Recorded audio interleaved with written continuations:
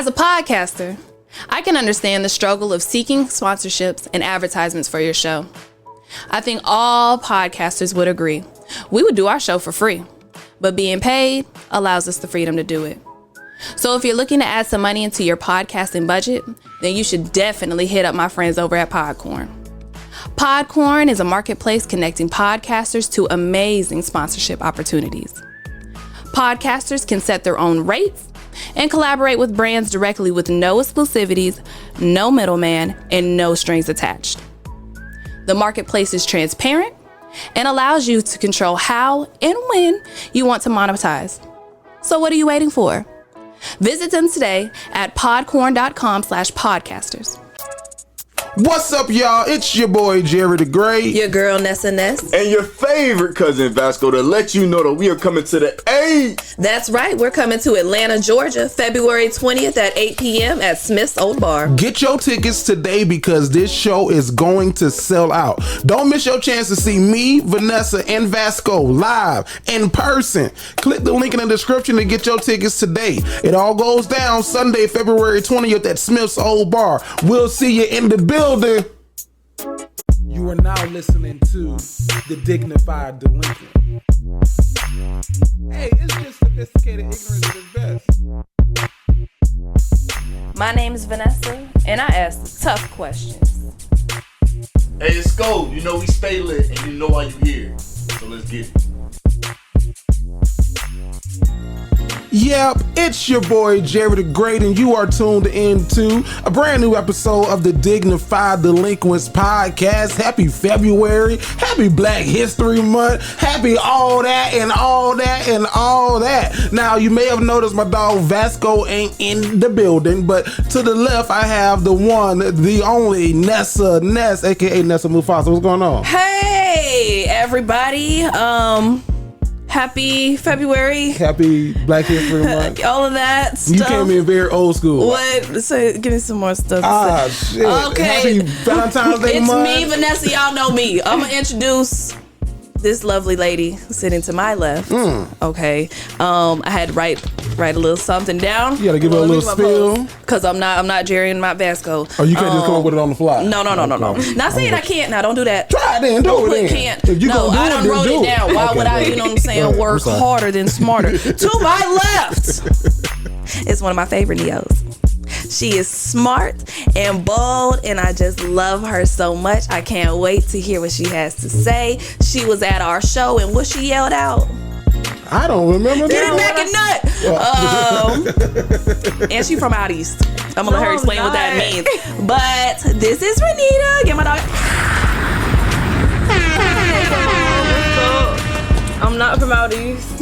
You are from out east. If they're not from Jacksonville, what does out east mean? What is it? Or if they are from Jacksonville?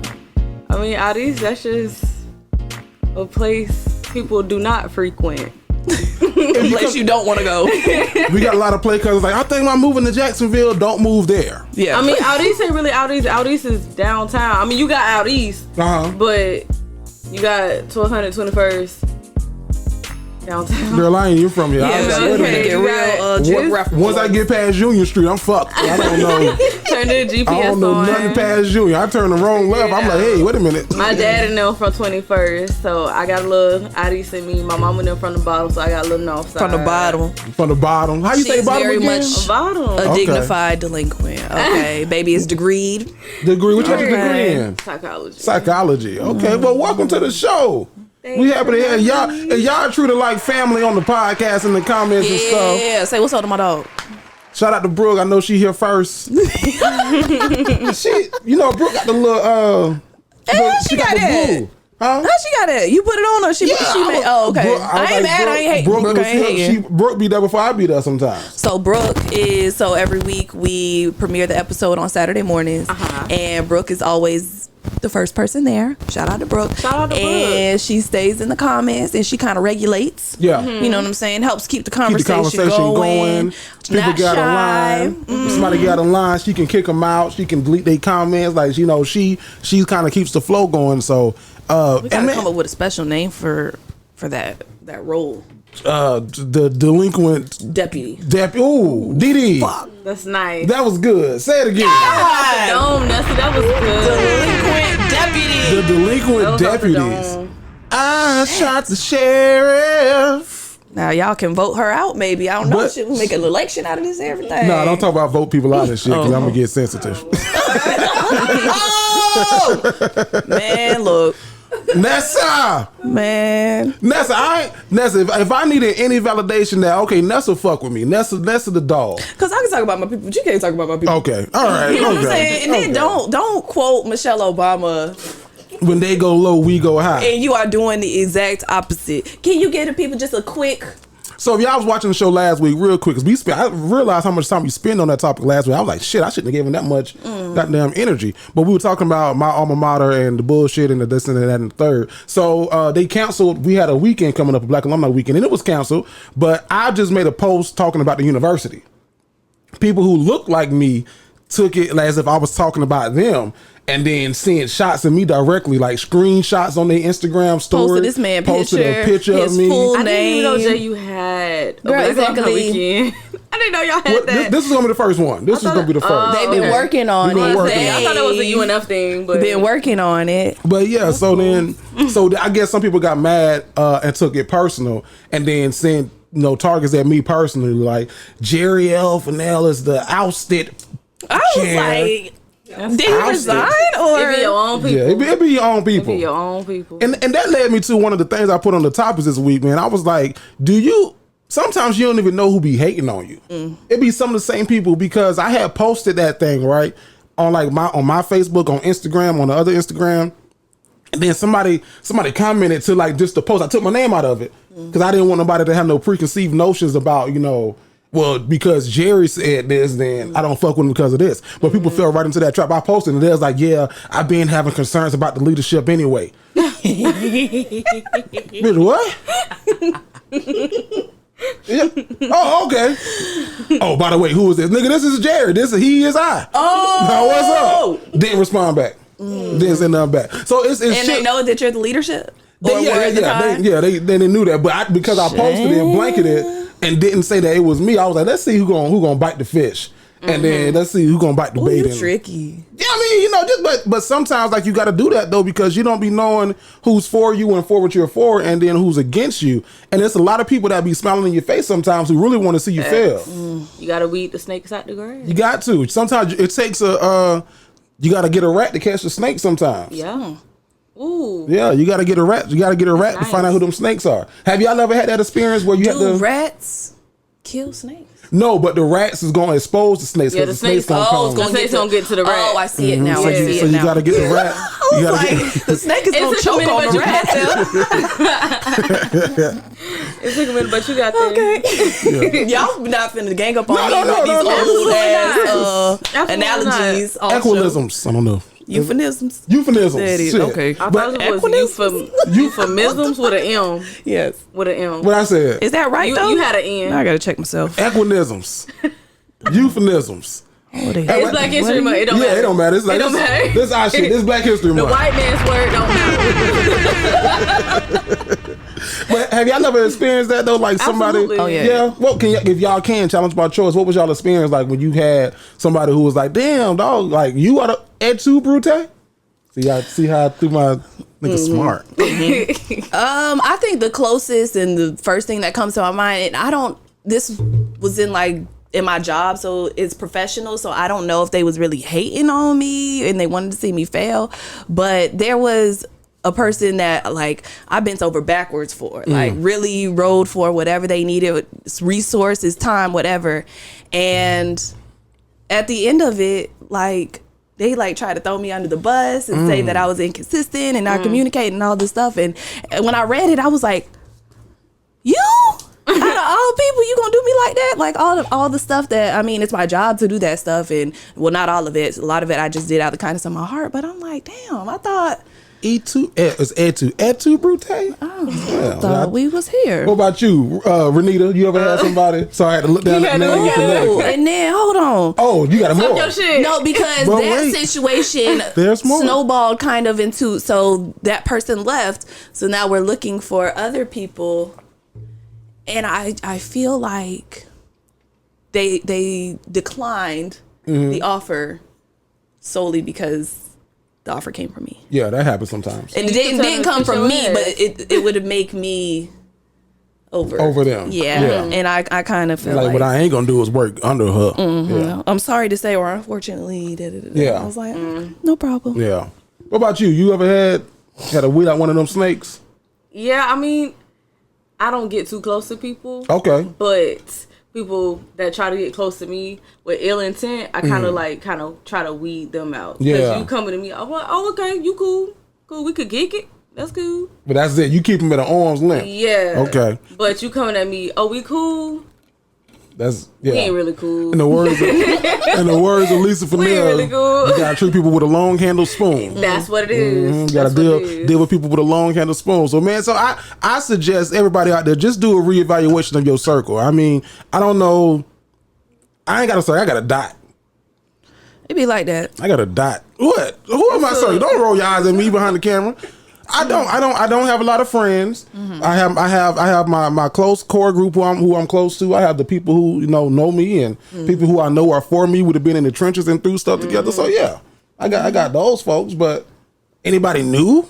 Yeah. And I try to like reach out to new people and all the time, but it never sticks. It'd be weird for me. Yeah, it'd be weird. Like even like old friends. When you start to elevate within yourself, you just be dropping like flies. Yeah.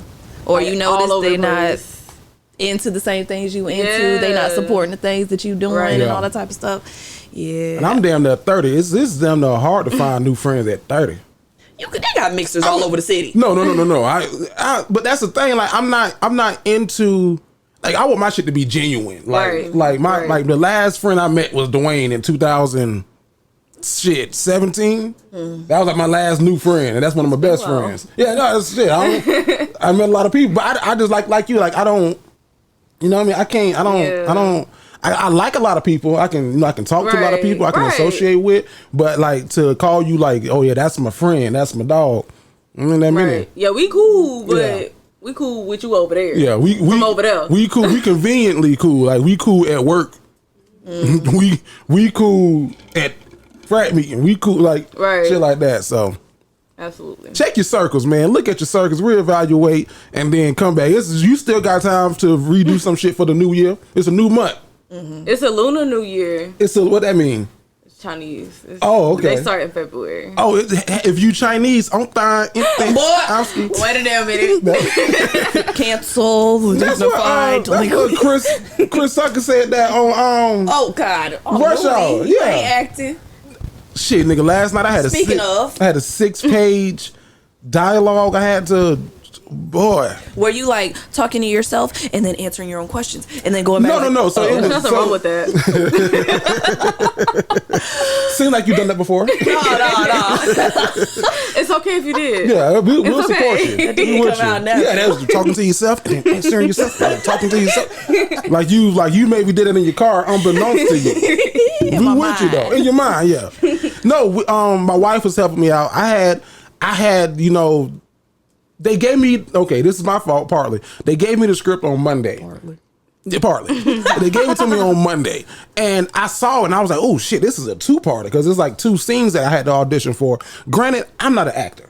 I do this shit because my agent, my manager sent it to me. I'm like, shit, if something happened, they believe in me. Shit, yeah. They believe in me more than I believe in myself when it comes to that shit.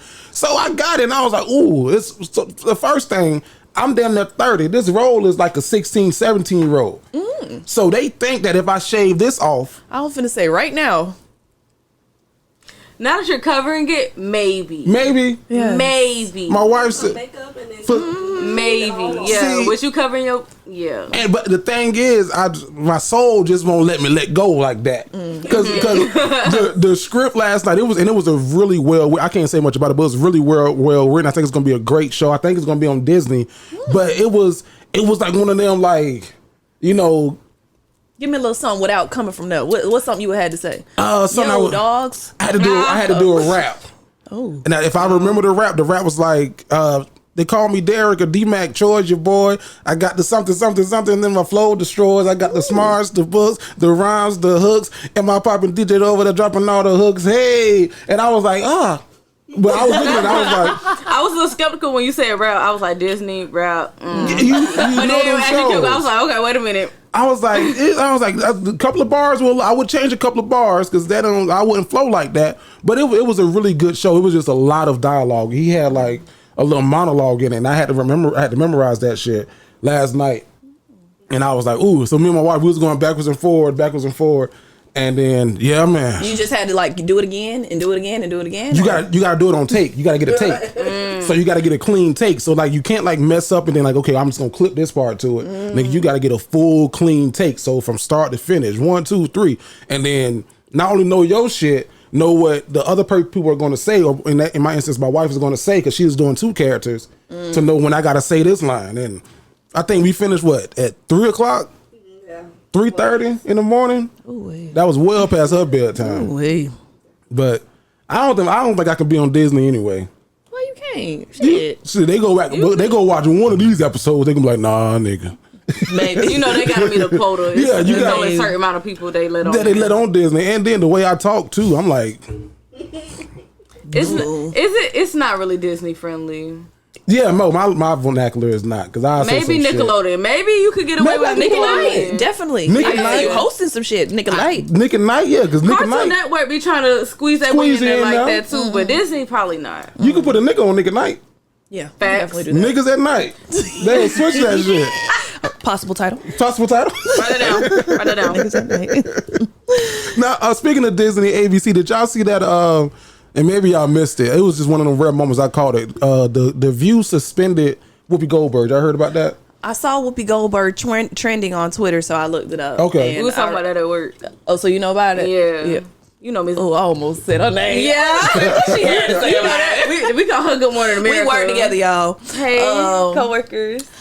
But you have a clip of it or something, or we just saying what it's about? I can find a clip, but if you know what it's about real quick, yeah. People said, go ahead. You might articulate it better. She said something about the Holocaust not being about race. Yeah. Those might have been her exact words. I don't want to get y'all canceled, but it wasn't. Hey, you ain't gonna get it. Ain't no us. Don't bring her back. It wasn't. What was it about? What was it about? I think people they get the blurred lines of race and ethnicity mixed up and culture mixed up. Black, that's a race. Mm-hmm. Everybody involved in the Holocaust was white people. You had Jewish people, German people that wasn't Jewish or whatever the fuck. They all white. That's a race. Different ethnicities, yeah. Different cultures, yeah. Like being Jewish isn't a race. Judaism is a religion. Judaism is a culture. It's not race. She said nothing wrong, but them people, the man, they get their feelings hurt about everything. Yeah, can't nobody tell them nothing wrong. They can't take accountability. It had absolutely nothing to do with race. You heard it here first. So, I was watching because I watch The View sometimes, and it was one of the moments where I had just been watching The View, and I was working, but I was like The View was on, and I was just like working, and then I heard them they were talking about all these books that schools are canceling. So they were saying like one school is no longer making To Kill a Mockingbird a required reading, and then another school was making a book about Jewish whatever no longer required reading. So Whoopi was basically saying like, how you be working and you hear some shit, you be like, wait a minute, hold on. Is it that critical race theory thing they be talking about? It was playing into that, yeah. Oh, and today they would have got my ass. And I was listening to Whoopi, like I don't think that she said anything wrong because she did break it down. She was like, it's not about racism. She's like, it's about man's inhumanity to other men. And I was like, I agree with that. Yeah, okay. That's not wrong at all. It wasn't wrong at all, but I guess the way that she kept saying, no, it's not about race. It's not about race. Then one of the co-hosts was like, no, it is about race because they were the inferior race treating, and then Whoopi was like, no, like I'm black, I see race, like they both were. So I got what she was saying, but as I was watching, I was like, oh shit, Whoopi got to apologize to mom. But she only suspended for 2 weeks, so I'm like, but that's bullshit. No, but I don't think too, she wants to go back. Bullshit. I don't think she wants to go back. I seen that too. She don't really want to go back. Because what the fuck What y'all suspended her for? I read it and I was like, And she apologized for it too. She apologized And the that's next what day. Kennedy did too. He apologized when he made his comment About his son or his new baby. Or? No. This was a while ago when he got fired from everything. Oh yeah. Oh yeah. I don't even remember what he said, but he apologized for it. I'm like, you said absolutely nothing wrong. Yeah. But that's the thing. That's the culture we live in, though. Like, white people want to be oppressed so bad. That's the culture we live I don't in. Though. get it. Black history. You want to be oppressed so bad for what? It's not that great. Yeah. It's not that great.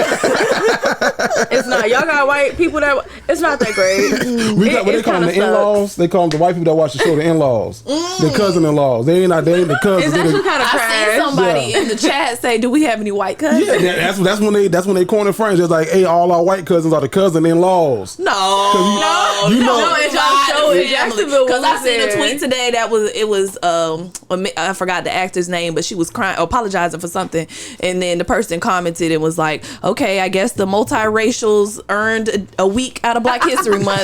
Thank her." No, man, I didn't choose this. Shoot, at y'all Jacksonville show, y'all was like our white cousins, but it was just so family. Yeah, but they were still our cousins, not our cousin-in-law. I don't like that, y'all. We not finna do that. I don't. Okay, Jerry like it. I don't. It was I don't good. co-sign the cousin-in-law The thing. reason, Don't separate the shit. The reason why they did it though, somebody was like, "Hey, my girl is white." He was a black guy. He's like, "My girl is white." And then there's like, "Oh, well, the So in-laws." he the cousin. And then the white person was the in-law. No, not because she's the white person. Because that's the girlfriend. Exactly. We not finna call our white or our Hispanic or our Asian people something different, y'all. I don't like it. I'm not with it. Meg Thee Stallion don't call her hotties of other races something different. I'm gonna call you as an in-law. Nessa has spoken. Nessa has laid down the law. Brooke called you an in-law. I'm gonna call you an in-law. Uphold it. So you saying Brooke kick anybody out who say in-law, cousin-in-law? Don't kick anybody out, but I don't like Well, it. why though? Why? If you don't mind me asking, challenge my Because choice, why would you everybody's here for us yeah. to support us, so why would you make a group feel, and maybe some Alienated, will yeah. take it with a grain of salt and be like, that I is am an funny. in-law, yeah. But then there's other people that don't like, wait a that. minute. I go to Yeah. North Carolina A&T, and I am surrounded by the Negroes. It's just much. No, That's much. I don't care either way. I'm just joking. We love you for listening. We do need some old white cousins. And yeah, we do. Yeah. Well, no, we don't need. We but it don't would be need, nice. but it would be cool to Yeah. have a little bit more of it. In the words of Big Frida, we love you for trying. You already know. So since I guess we race heavy this show, but that's good because this is the start of Black History Month. Now, have y'all been? I'm perplexed. How do y'all feel about Black History Month? I've been seeing some things like a lot of black people are like, we don't need a month. Our Black history is American history. Why would they give us a month? It's the shortest month. And then some people are like, no, like this is a month we can take it out and celebrate us and this, that, and the third and really highlight it. So how do y'all feel about Black History Month? Should they abolish Black History Month and make Black history just history? Or should we have these, 28, sometimes 29 days where it's like, no, nigga, this our shit? Both. I think it should be more intertwined in our history. We should learn about more than Dr. Martin Luther King. But at the same time, it kind of reminds me of Valentine's Day. Like when people are like, well, why do I have to celebrate you on one day if I celebrate you all year long? Just why wouldn't you do both? Right. Like why would I don't know, if there's a day dedicated for it, like go even harder. So you have a month dedicated for it. Go even harder. But as a teacher though, oh, we definitely on it. Yeah, I Today we learned read. so much working at the school. It went from a week to a month. I mean, like, I feel like that should be. The kids don't know. They don't. A lot. When I worked for Girl Scouts, and it was February. you work for Girl Scouts in Jacksonville? Yeah. And Gateway Council? I heard about them. Before I started at the school. People who pay us. Mhm. Yeah, I was with Girl Scouts of Gateway Council, and I went to one of my sites on the north side, Moncrief. And my babies didn't know nothing. They couldn't tell me who Michelle Obama was. They didn't know that the current vice president is a black woman. Michelle Obama? What year was this?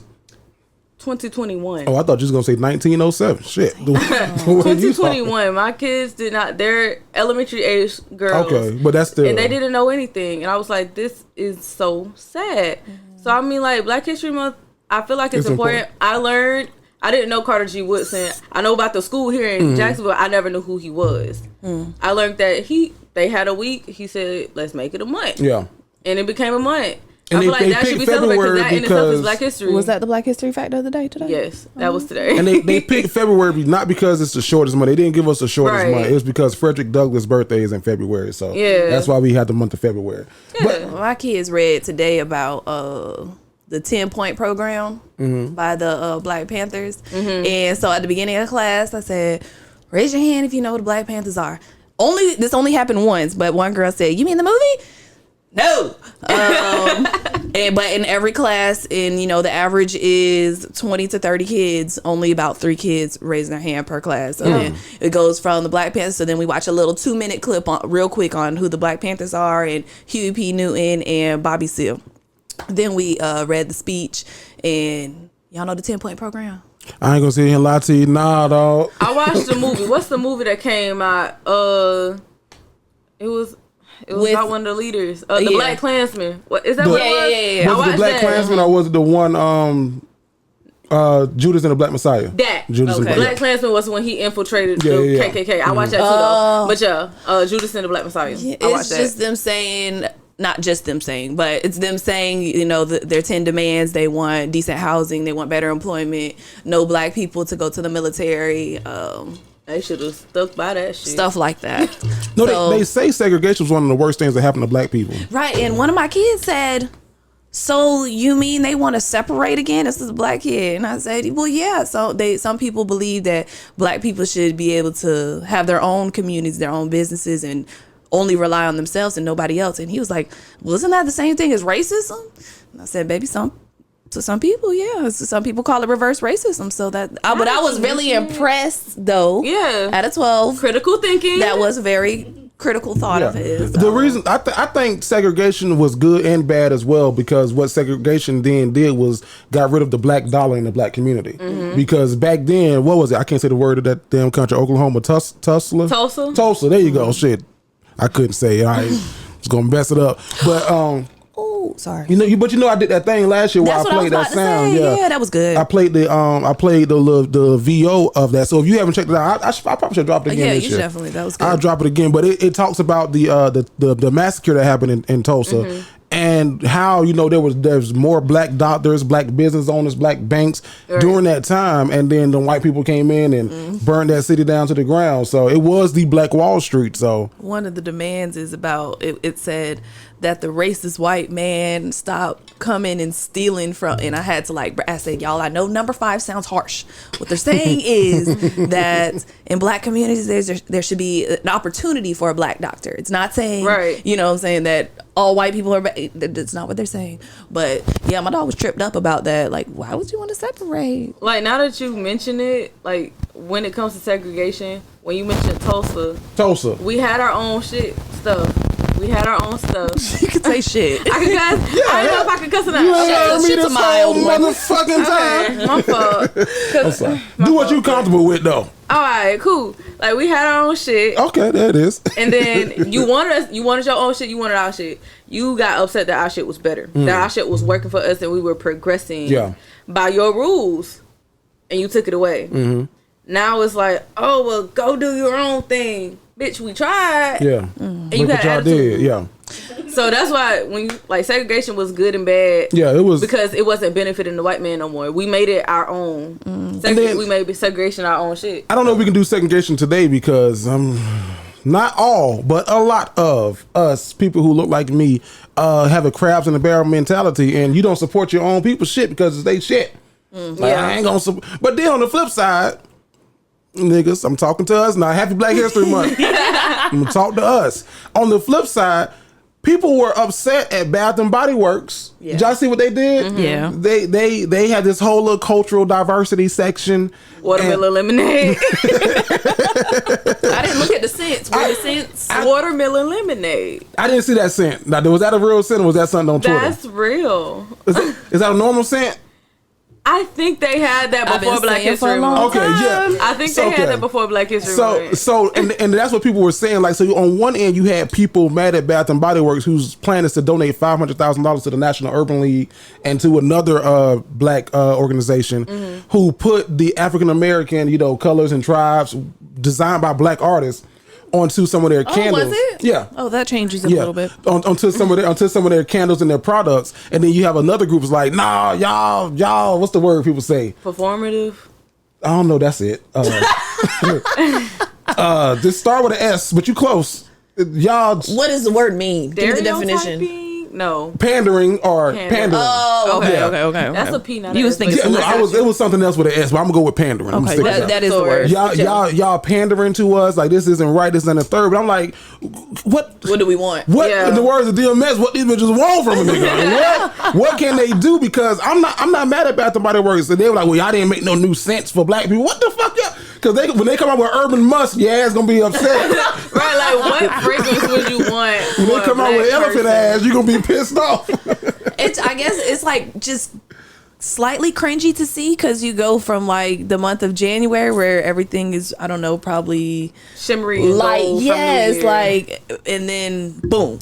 You know what I'm saying? It's like black, brown, green, red, yellow. Black. It's just like such a stark difference where if the Bath and Body Works, if you integrate it, you know what I'm saying, That the whole into year your long. sales for the whole year, then it's not like bam in your face and we're taking it back. But isn't Black Right. History Month like bam in your face? To Like who? February. I mean, on February 1st, like nigga, like you go down your Twitter timeline. I was gonna say unless you're on social media, but if you walk into Walmart, ain't nobody like, They don't have a Black History Month section. you know, like They should. They got I Valentine's saw Day. something and- about their plates have like a tribal designs on it or something like that. Somebody posted something like that. But my point is not about the plates. The point is, that if you step off of social media and I guess out of schools, where else we talking about Black History Month? Is your job talking about it? Curious. Is your job talking about Black History Month? not with me. Okay. They Is there They probably probably like a made bulletin that, board? that one We ain't got one. blanket I statement. made the Happy newsletter. Black History Month. We're so inclusive. How would you feel if somebody just came up to you and was like, "Happy Black History Month, Jerry"? A white person? Yeah. Don't have shit in the office about Black History Month, but just came up, "Hey, Jerry, Black History Month, I heard." That kind of sounds like, Should what I up, get nigga? you a gift? That sound like, hey, nigga. That's what it sounds like. So don't do that. Don't do that. Okay, tell But I mean, it's kind of the same like when Don't do Juneteenth that. come around. Like in June, we've turned June into Black History Month Part 2. Oh, it's Juneteenth. It's Juneteenth. Yeah. But I don't know. I'm not mad at it, though. I'm not mad at it, though, just because it's like, what? And this is a question. Not, I guess it's not for the room. Maybe Vanessa, you can partly answer this question. What can white people really do? For Black History Month, they can, Well, they no, can not shop. even Black History Month. Like just, you know, because I've seen like a lot of like Xbox. Xbox had this thing where they changed their profile picture to cultural, and then a white person commented and was like, They was going in on They- his ass on Facebook. no, I forgot what the white person said, but the white He was person like, said. I hope next month is White History White History Month or some Month. shit like that. Yeah, and then I forgot what Xbox said, but then the person basically said, "Well, I'm gonna get rid of my Xbox. I'm going to PlayStation." PlayStation And then PlayStation came back and was like, "Well, shit, you don't want to see the shit that we post about Black History." Right. Self got that shit. So it's like, what can? And I Be guess an this is a serious question. Like the kids in class, like what? And I realize I do work at a predominantly black school, but in every class I have at least one or two white kids, and so I realize for them it might be a tiny bit uncomfortable, like Yeah. today when we're talking about the Black Panthers and stuff like that. But at the same time, the other 98% of the class is very uncomfortable in lots of other situations that those kids Right. aren't uncomfortable in. But in almost all of the classes, like especially my last class of the day, I wish I could shout him out, but I was asking questions. He knew who Malcolm X was. He knew a lot of the questions. When shout out to him. I was asking, we were talking when the boy asked the question about, isn't that racism? And he was like, well, yeah, but it's because it was the Vietnam War. Because when they're talking about, well, why do black people feel like they don't have to go to the military? And then the white kid was like, well, it was during the Vietnam War and they were just forcing them to go. Yeah. And I was like, yeah, You better shout, Tom. go. You better shout it out. Be an ally. That's all. And shout out to all the kids, man. All the kids, the little kids like me, when I was a little kid in school and you would be in class and you one of 3 or 2 black people in class and it's become Black History Month and it get a little How was uncomfortable. that? Boy, girl. Shit. Because I've only went to black schools all my life. Yeah, so me I too. don't know. UNF was a culture shock. My to me. school was a mixed school. Oh yeah. My I went school. to black schools my whole life. I went to we lived in Palm Coast, and Palm Coast is a very mixed city. All the black people, most of the black people came from the hood, which was Bunnell, Buck Tussle, and then you had some in the city. And then the black school was, Bunnell Elementary, right in the hood. But even with that being a school right in the hood, it was still, I still was in majority white classes. Like say it was 20 kids in the class, 3 of them would be black, everybody else would be white or Hispanic or another race. I'm just curious. I don't know, but was it hood or was it rural? Like Bunnell is the hood. Oh, okay. Yeah, Bunnell is the hood. So Bunnell Elementary sits right in, Bunnell. And there's a lot of white people in your hood. I didn't even live in Bunnell. I lived in the Z section, but the Z section was zoned for Bunnell Elementary. So was the Mondex, which was a white section. So was like other little sections around.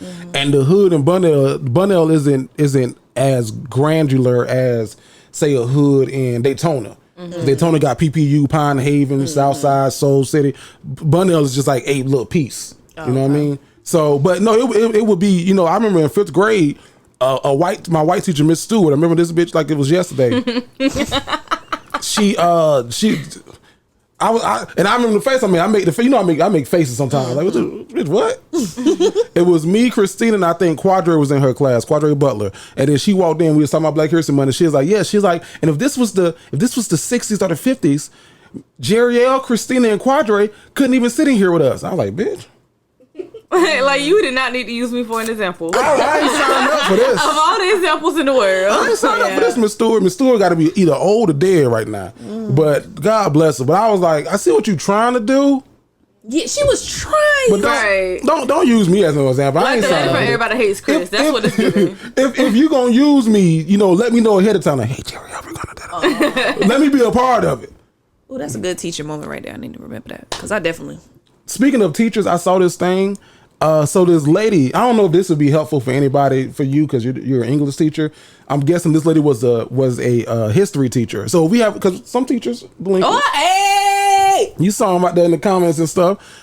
This was one of the dopest things I saw. So the teacher act like she found the note on the floor, like somebody, like it was passing notes. So she picked it up and then she walked to the front of the classroom. She's like, "All right, I don't know who was passing notes, but I'm gonna read it in front of everybody." Oh boy. So she opened it and then she started spilling the tea. She was like, "First of all, I don't like how you be treating me. This relationship is gonna be over because I feel like I do everything for you, bend over backwards, and you don't do shit for me." She didn't say shit. Right. "You don't do stuff for me, this, that, and the third. Whenever you say you're gonna do stuff for me, it's all cap." So she made it like very much their language. Not it's all cap. She's like, it's all cap. I've been over backwards for you, but you don't do this for me, this, that, and third. I feel like, I'm giving in this relationship and you just taking. She's like, "So it's over. Period, poo." With a T. And then she said, "Wait, they signed their initials," because all the students were going crazy, like, "Oh, no, I think it's her, da, da, da." So then she's like, "Hold on, wait, they signed their initials." So she was like, AC and BC.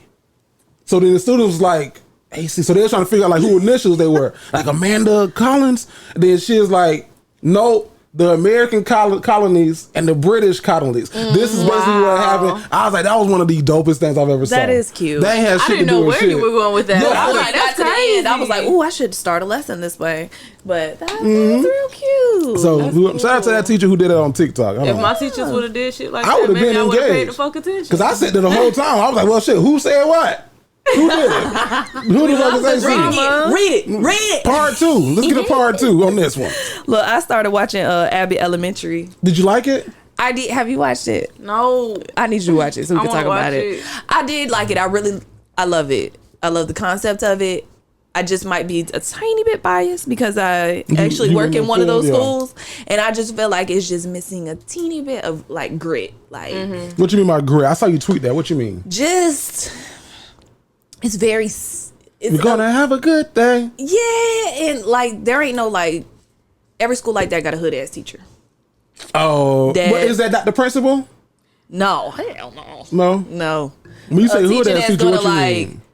sit your ass down. Did she just cuss at us? Yeah, I fucking did. Sit y'all ass. Okay. They Who's are. our hood teacher? She left. We got another one though. I'll tell you who it is. Okay. We definitely do. She quiet. She low key with it. I want to guess, but I'll guess later on. Yeah, like every school has one of those teachers, every school has a kid that's kind of similar to that. And I saw the episode with the little badass little girl. Yeah, that was really smart, but she needed something to do. Yeah. So, in that episode, I wanted them to go further with that episode. Okay. Like, I don't well, it is on ABC, so it ain't. Yeah, no, but I love the like office feel of it and all that. Yeah, I loved it. ABC on a Tuesday.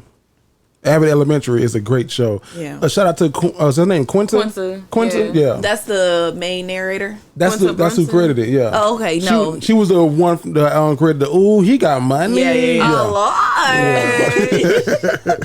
I liked her on Black Lady Sketch Show too. That was a great show. She was great on that. Yeah. I hate that she wasn't on the second season, but she got this new show. Yeah, that was a great show. Black Lady Sketch Show. A Black Lady Sketch Show. Issa Rae, executive producer, is created by Robin Thede. Robin Thede. Yep. Yep. Gabrielle Dennis is on the show.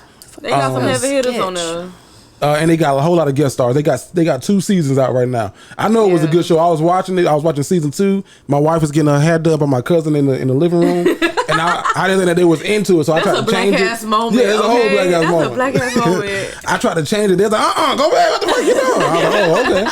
Y'all niggas wasn't laughing. I didn't know if you was into it or not. I didn't know. I'll go back. So we was getting ready to go somewhere, maybe out of town or something. I don't know. Well, yeah, I definitely don't know. I don't know. Shit, yeah. You just got here. Now, Nessa, when Renita walked in here, you mentioned something about her outfit. Now, what you said she has on the outfit. What is the out? What does that mean? She said when she was locking out the door, and mind you, right now it is 11:57 p.m.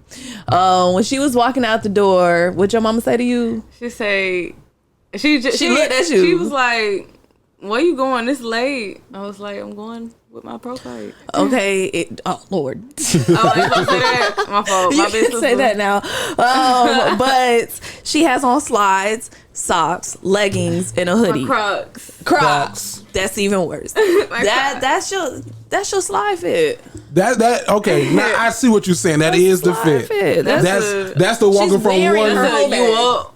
That's what the you finna get into. Walking from one dorm room across campus to the other. Actually, you just getting out the car. You going somewhere after this? Oh no, you going home. You said. I was gonna say. Yeah, that's the. I'll be right back, y'all. Yeah, that's the fit she got. And then you don't see him again until 6 o'clock in the morning. Mm-hmm. She trying to get back for class start. Let me go, dude. I don't know if dudes be have an outfit. I told you what that outfit was. Dudes do have an outfit. Dudes have an outfit. It's some flip. Let's buy similar. You got me with the condom and the sock thing. I don't think I've been a part of that. Well, you probably didn't know. No. But this is when don't got pockets on gym shorts. No. This was when hot socks were in style, like the Nike. The Nike socks, right? So I said this before. You're showing your age. Go ahead. Yeah, I know, right? Nah, I ain't never did the double sock. I was gonna say you had 2 socks on. No. All right. But I was the elite. I did have the elite socks. I was an elite sock wearer. Y'all remember the damn elite socks? I could see you with the strip down the back. Yes, indeed. Feed the needy. That's what I mean. You had money. Wow. No, so guys used to hide the condom in the sock. Because especially like this, like say you came over in that outfit and then you there, or like we met somewhere, you in that outfit. This is our first time hanging out. I don't want you to, if we do get the kitchen and feeling and stuff, I don't want you to feel it like, oh, so you just knew that you was gonna get something. So you put it in the sock. So by the time she get undressed, like you got one, you got there right. Right there in the sock. That's hilarious. Right there, I got 2 of them. We got one on the right side too. Okay, that one blow a flat. We got a backup. We got a spare tire in this bitch. Gold wrapper and then what's the one that started with an N? Or Perel. Shit. Oh, I was gonna say I don't know. I thought that was handsome. Whatever. Shit. That's a brand.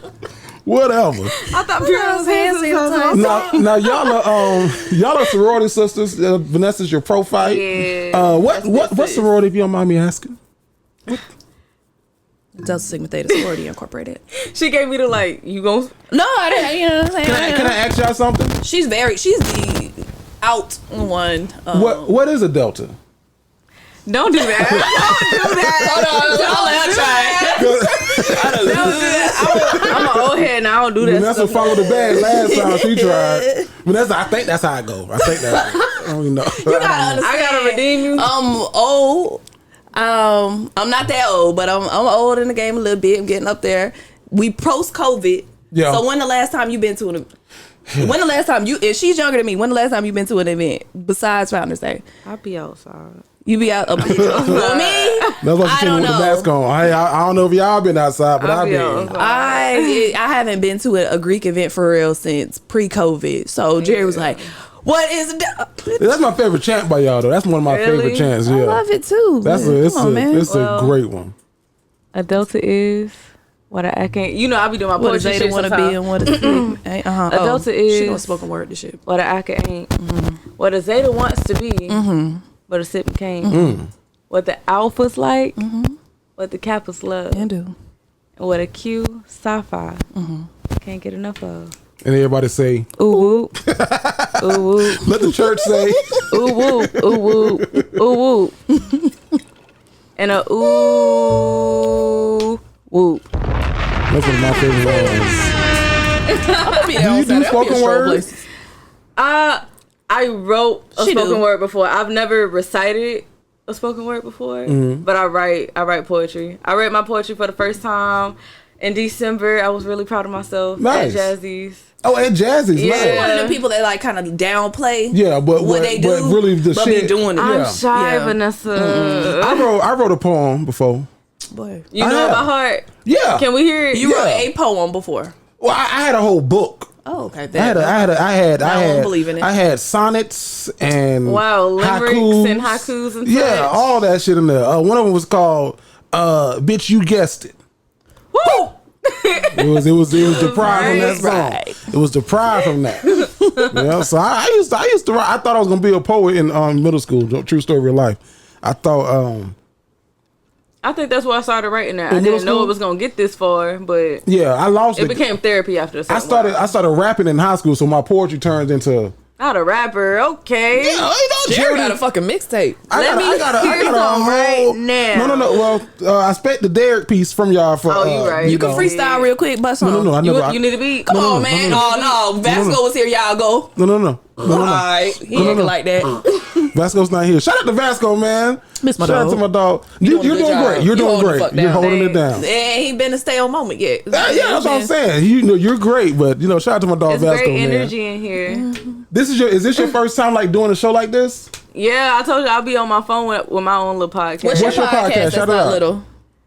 It's called Ruby Reasons. I record on my phone through Anchor. I haven't uploaded anything. Okay, we gonna do this again. We gonna take the little part out, and we gonna Okay. take the part where you say you're recording your phone out. So we gonna talk about your podcast All as this the And what you Steve talk Harvey about. Morning Show. So I'm gonna ask you again. Okay. So you got a podcast? Tell me about it. What's it called? It's called Ruby Reasons. Yeah, what you be talking about?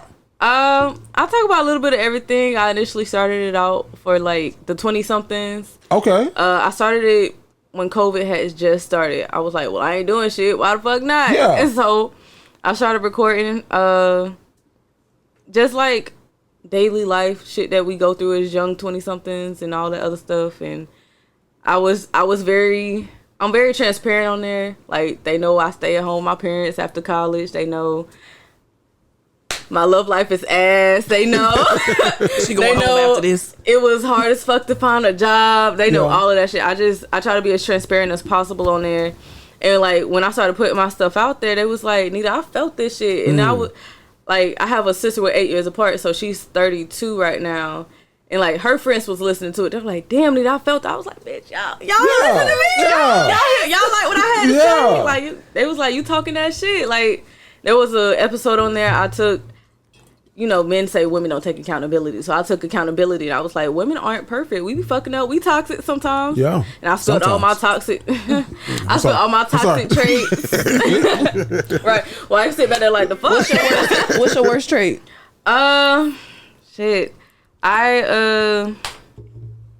I've grown a lot, so I don't really be doing shit like that no more. But one of my toxic traits was I don't speak up. I want you to read my mind. You fucked up. I want you to tell me that you fucked up. I don't want to tell you why I'm mad. You see I'm mad? Figure it the fuck Figure out. it out. Oh, Figure that shit out. Cause you did it. You know what the fuck you did. Retrace yourselves. Retrace your steps. I like Damn, that. she mad as fuck. What the fuck did I do in the last 24 hours? Damn, that so is on us. Tuesday I did. That's us as fuck. She Like asked we me, was this good a- last night. So what happened by the time we woke up? I was At just what like, point did this shit turn? So it's called Ruby Ruby Reason. Reason. Where can they find it? Spotify?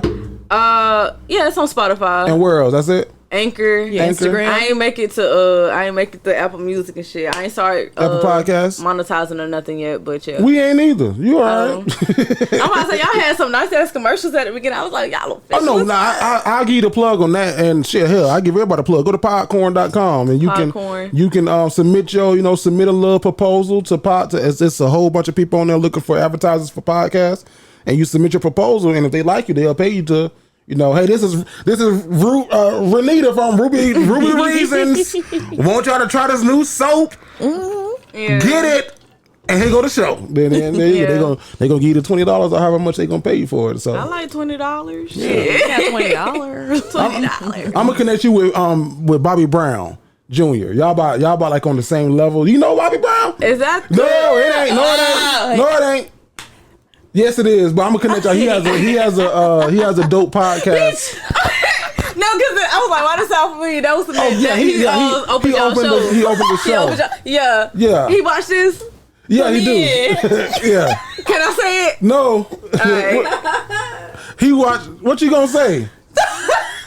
Depends. What you got to say? Yeah, it depends. If I could or not. Is it positive? I mean, kinda, yeah. I mean, positive about me. Shit. Like, What does that mean? I was interacting. I was in the audience interacting. And Okay. I helped.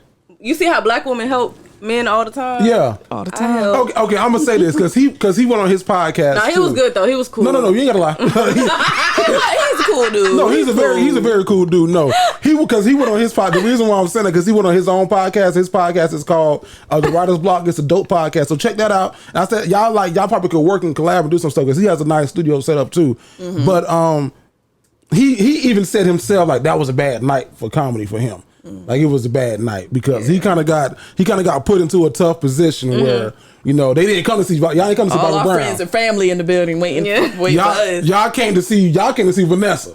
You know what I mean? Ain't nobody come to see Bobby Brown, nigga. We didn't know you was here. So he got to dash and put himself on fire. When you bring a stranger to your house, It was like, they bring a stranger to your house. wait, I didn't know that other people. Is he a part of them? Is he with them? And he out there trying to get it. They texted me, Vanessa, some guy. Who the fuck is this dude with his hat on backwards talking about a damn dog? I mean, I was laughing, but that's because I'm funny. So. Oh, okay. Yeah. Funny. I'm funny. We should have put you up there then. Go do 5 minutes. Ooh. Nah. You think you just stand up? Hell no. Oh, okay. No. I don't. No. Would you try it? No. Oh, okay. I ain't gonna knock that shit because I couldn't get the fuck up there and do that. it's So, hey, hard to do. kudos to you. It's hard to do. But shit. Everybody can't do it. You see, I had to write down my That little ain't my team. grace intro. place. Intro. I stay in my lane. That Yeah. ain't my grace place. I don't even lie. Shit, I be back there sweating bullets. In Houston, shit, Vanessa had to turn some music on. I was like, thank God Vanessa put this Jared music pacing on. around the house I was for like, shit. most of the day. Then to sit up there on the computer, faking busy. I was, But it was cool because he came out the room, okay, and then we all was, vibing. Yeah. You was sitting up there on the computer. y'all had a whole lot of cereal everywhere. So Cereal. Yeah, they had Frosted Flakes and Honey Nut Cheerios and Hungry? yeah, they was hungry as hell. Shit, they was they're full. catching it. They was full by the time they got done. Yeah. Okay, I was finna dig in the bowl again.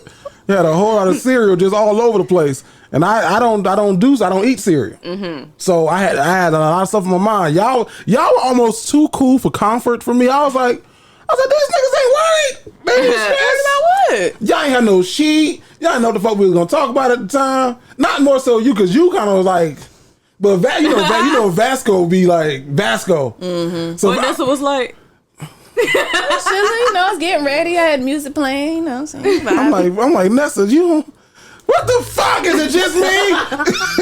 Am I the only one who's worried? Honestly, I be like nervous leading up to it, like every few days. Like we're going to Atlanta, so every couple of days I'll think about it and be like, "Ooh, shit, we going to Atlanta. And I don't know nothing about the tickets. I don't know who's gonna be for real now. Yeah, I don't know who's gonna be there and me all that neither, type of stuff. I can't see shit. Yeah, so every once in a while, but then I check back. But then once we got to Houston, definitely that Saturday, I had a lot of moments where I was like, "Ooh, shit, tomorrow!" Like everybody was having fun and stuff, and I was like, "Damn, Everybody was having fun. Yeah. Ooh. Oh, Because I was like, that bitch like. shit.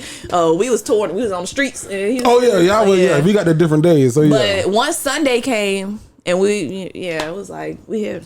I told y'all before the Jacksonville show, though, I was like, hey, just don't say shit to me. Don't talk to me. They said y'all was nervous out there. Who said that? In Houston? No, and here in Jax. Oh. Who said we was nervous? I don't remember. What they said? They said they looked nervous back there. Probably. Oh, we probably did. She was our first It was time. the first one. But y'all did a really, Thanks for really coming, good job. Thank I you. had fun. Thank you. Until y'all made us stroll, but yeah, it was lit. Who made y'all stroll? Who? It was the DJ. Oh, the okay. DJ played The it. DJ played the song. He was like, y'all been sitting over here this whole time. Y'all don't want to dance. That's how he was talking slow like that, too. Y'all want to get up. Dance. I'm going to play y'all song. Shout out to DJ Tony T. Now, okay, question for y'all. Now, I never done this show. Well, I think we did it. I did it once, huh? With all women and just me. And this was when we had What's Love Jax on the show, you and Bree. That was you sitting in? That was just me, yup. This was probably 2 years ago. Sitting. You were recording. No. That's ladies' night. You talking about ladies' night? No, when we were in the living room. I was on the show. I was recording. He was. Yeah, I was Because I even. Never mind. I ain't gonna say. because Breeze couldn't make it. Yeah. Breeze couldn't make it that night. I remember. Okay, yeah. So I haven't did a show like this, like where it's just me and then the two women holding it down, and y'all are doing a damn good job holding it down. So I'm going to Destin. It's my weekly. Every week I got to give us an update. When's the trip? April. Okay. So I got plenty of time. Yeah. So we trying to figure out. So some more people are coming. Some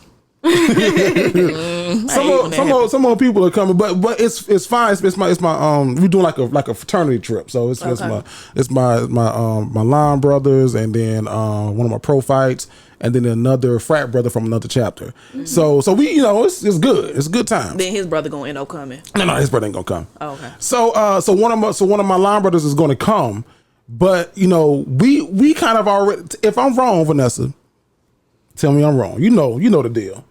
So we kind of already. I kind of put a deposit down at a place, right? Now I know where it's going. Go ahead. Now the thing with Destin is like it's becoming a destination hotspot now. Like everybody wants to go there. So I think this is gonna be our last year going there till we find another little gym. Key. Yeah. So everything is like booked up, and if it's not booked up, it's one of them things that you need like 15 people to be in the whole house kind of thing.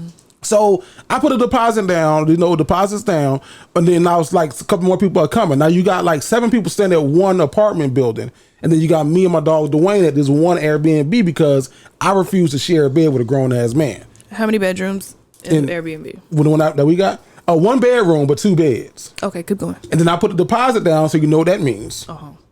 What does it mean for the people that don't know?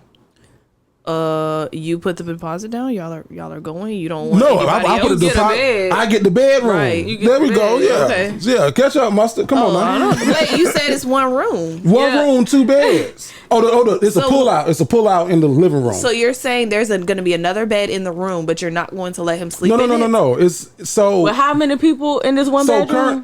Stepping all over his story. So current. No. You're fine because that's a good question. Yeah, that's good because people might have questions too. So it's 1 bedroom but 2 beds. So the bedroom has 1 bed in it, like a queen size bed, and then the second bed is in the living room, is a pull out from the sofa. See, that makes more sense. That makes Okay, yeah. see, if you would have said that, then I would have got it because y'all making it seem slow. I'm with you. Sometimes I push the doors and say pull too. It's okay. So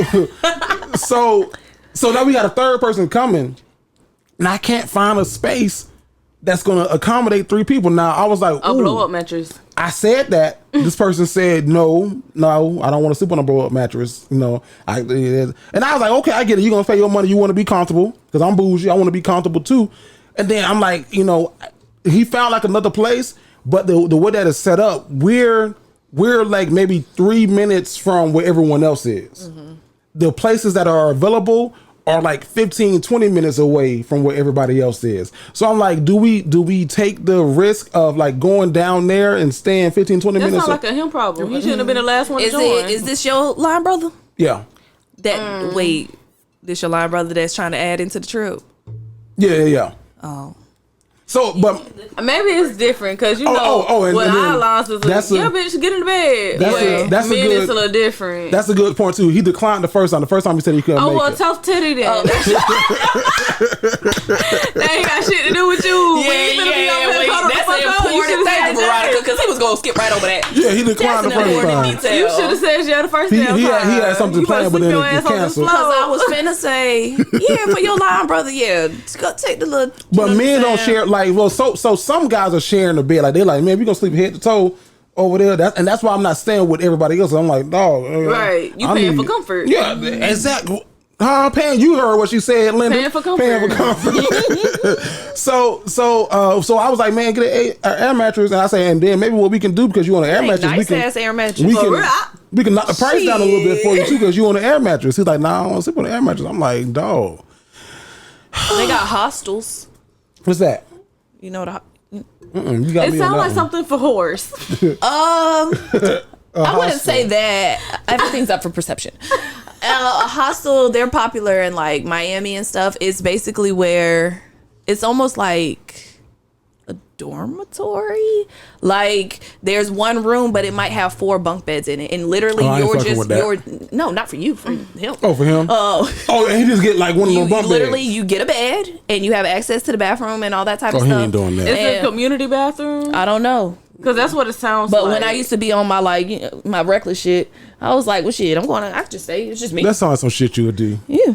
Just one time. And then you know who right. Honestly, if it's just me, now that I'm older. Yeah, I pay for comfort. I'm a little bougie. If the bathroom look weird, do you have something else? You ain't never stayed in a bad hotel? I mean, yeah, when I wasn't paying for it, like as a kid, like my folks buying a motel because we in between cities trying to get somewhere else. When your birthday? July 31st. Okay, but you ain't no Virgo, so I'm a Leo.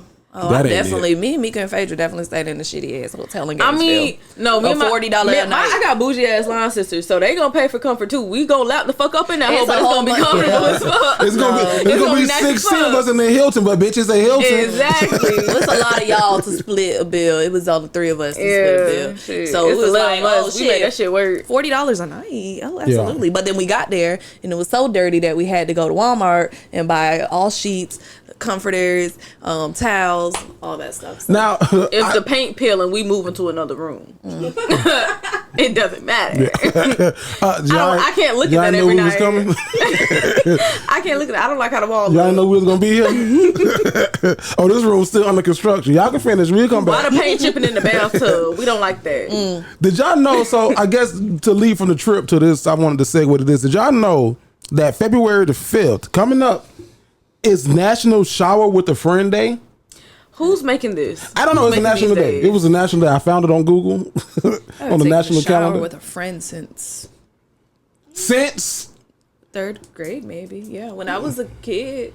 Like me and my childhood best friend. Me and my god sister, we used to be like, oh, so we could play Barbies at the same time. Let's take our shower together. We was like little ass kids. It's National Shower with a Friend Day. No. So I was talking to my wife and we were talking about the trip and I was like, man, no, like men don't share beds. I was like, it's different for women because women will look at each other naked. Like as friends, they'll see each other naked. Ain't shit. and she was like, I don't know. I was like, yeah. So I was like, well, it's National Shower with a Friend Day. Is that almost equivalent to y'all seeing each other naked? Y'all get ready together in the bathroom. That's very different. Okay. It's extremely different. What you mean? What part is different? The shower with your... Oh, yeah. No, I'm not finna shower with my homegirl. But you will be naked in the bathroom with her and changing your clothes and stuff. Yeah. We ain't soaking wet and shit and rubbing ourselves down. But and then you're not just I don't know, me and my people, we're not just literally standing there butt ass naked, but will I change my top and I'll turn around, but Mika... Yeah, some of my sisters don't give a fuck. But you got a freckle on your titty. That type of shit me and my sisters be on. We don't give a fuck.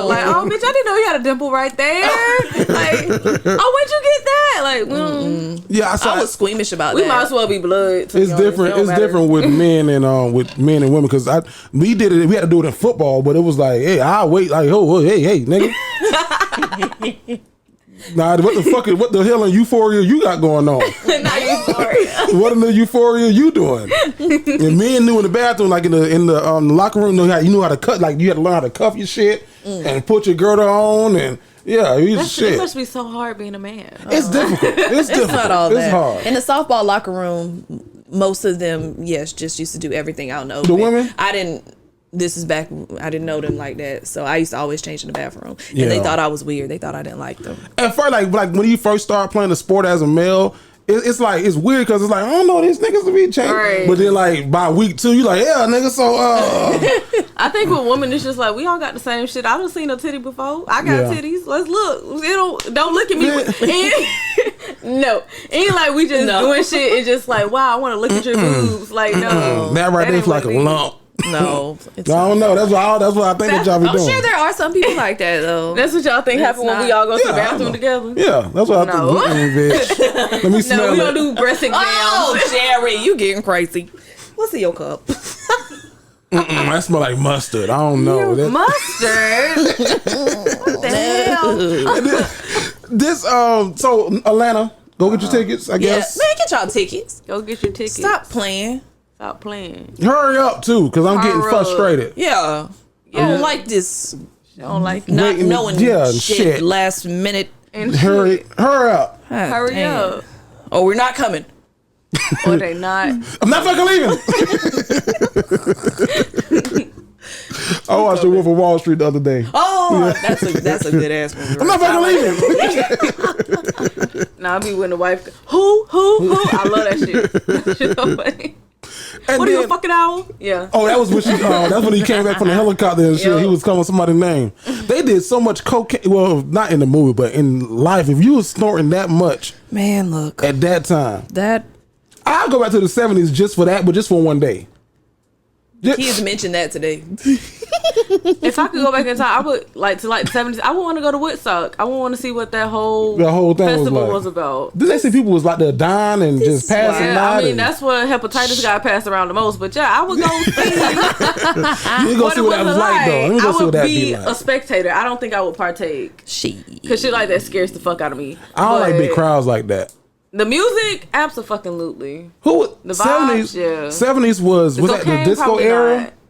No, I think the 80s was the disco era. 80s, 70s is just 70s, 70s 80s was disco. Okay. 60s, 70s was like That Temptation. hippie type shit. You know? Yeah. rock. Midsummer, I keep forgetting we're not in love anymore. Motown type shit. Yeah. That minute by minute.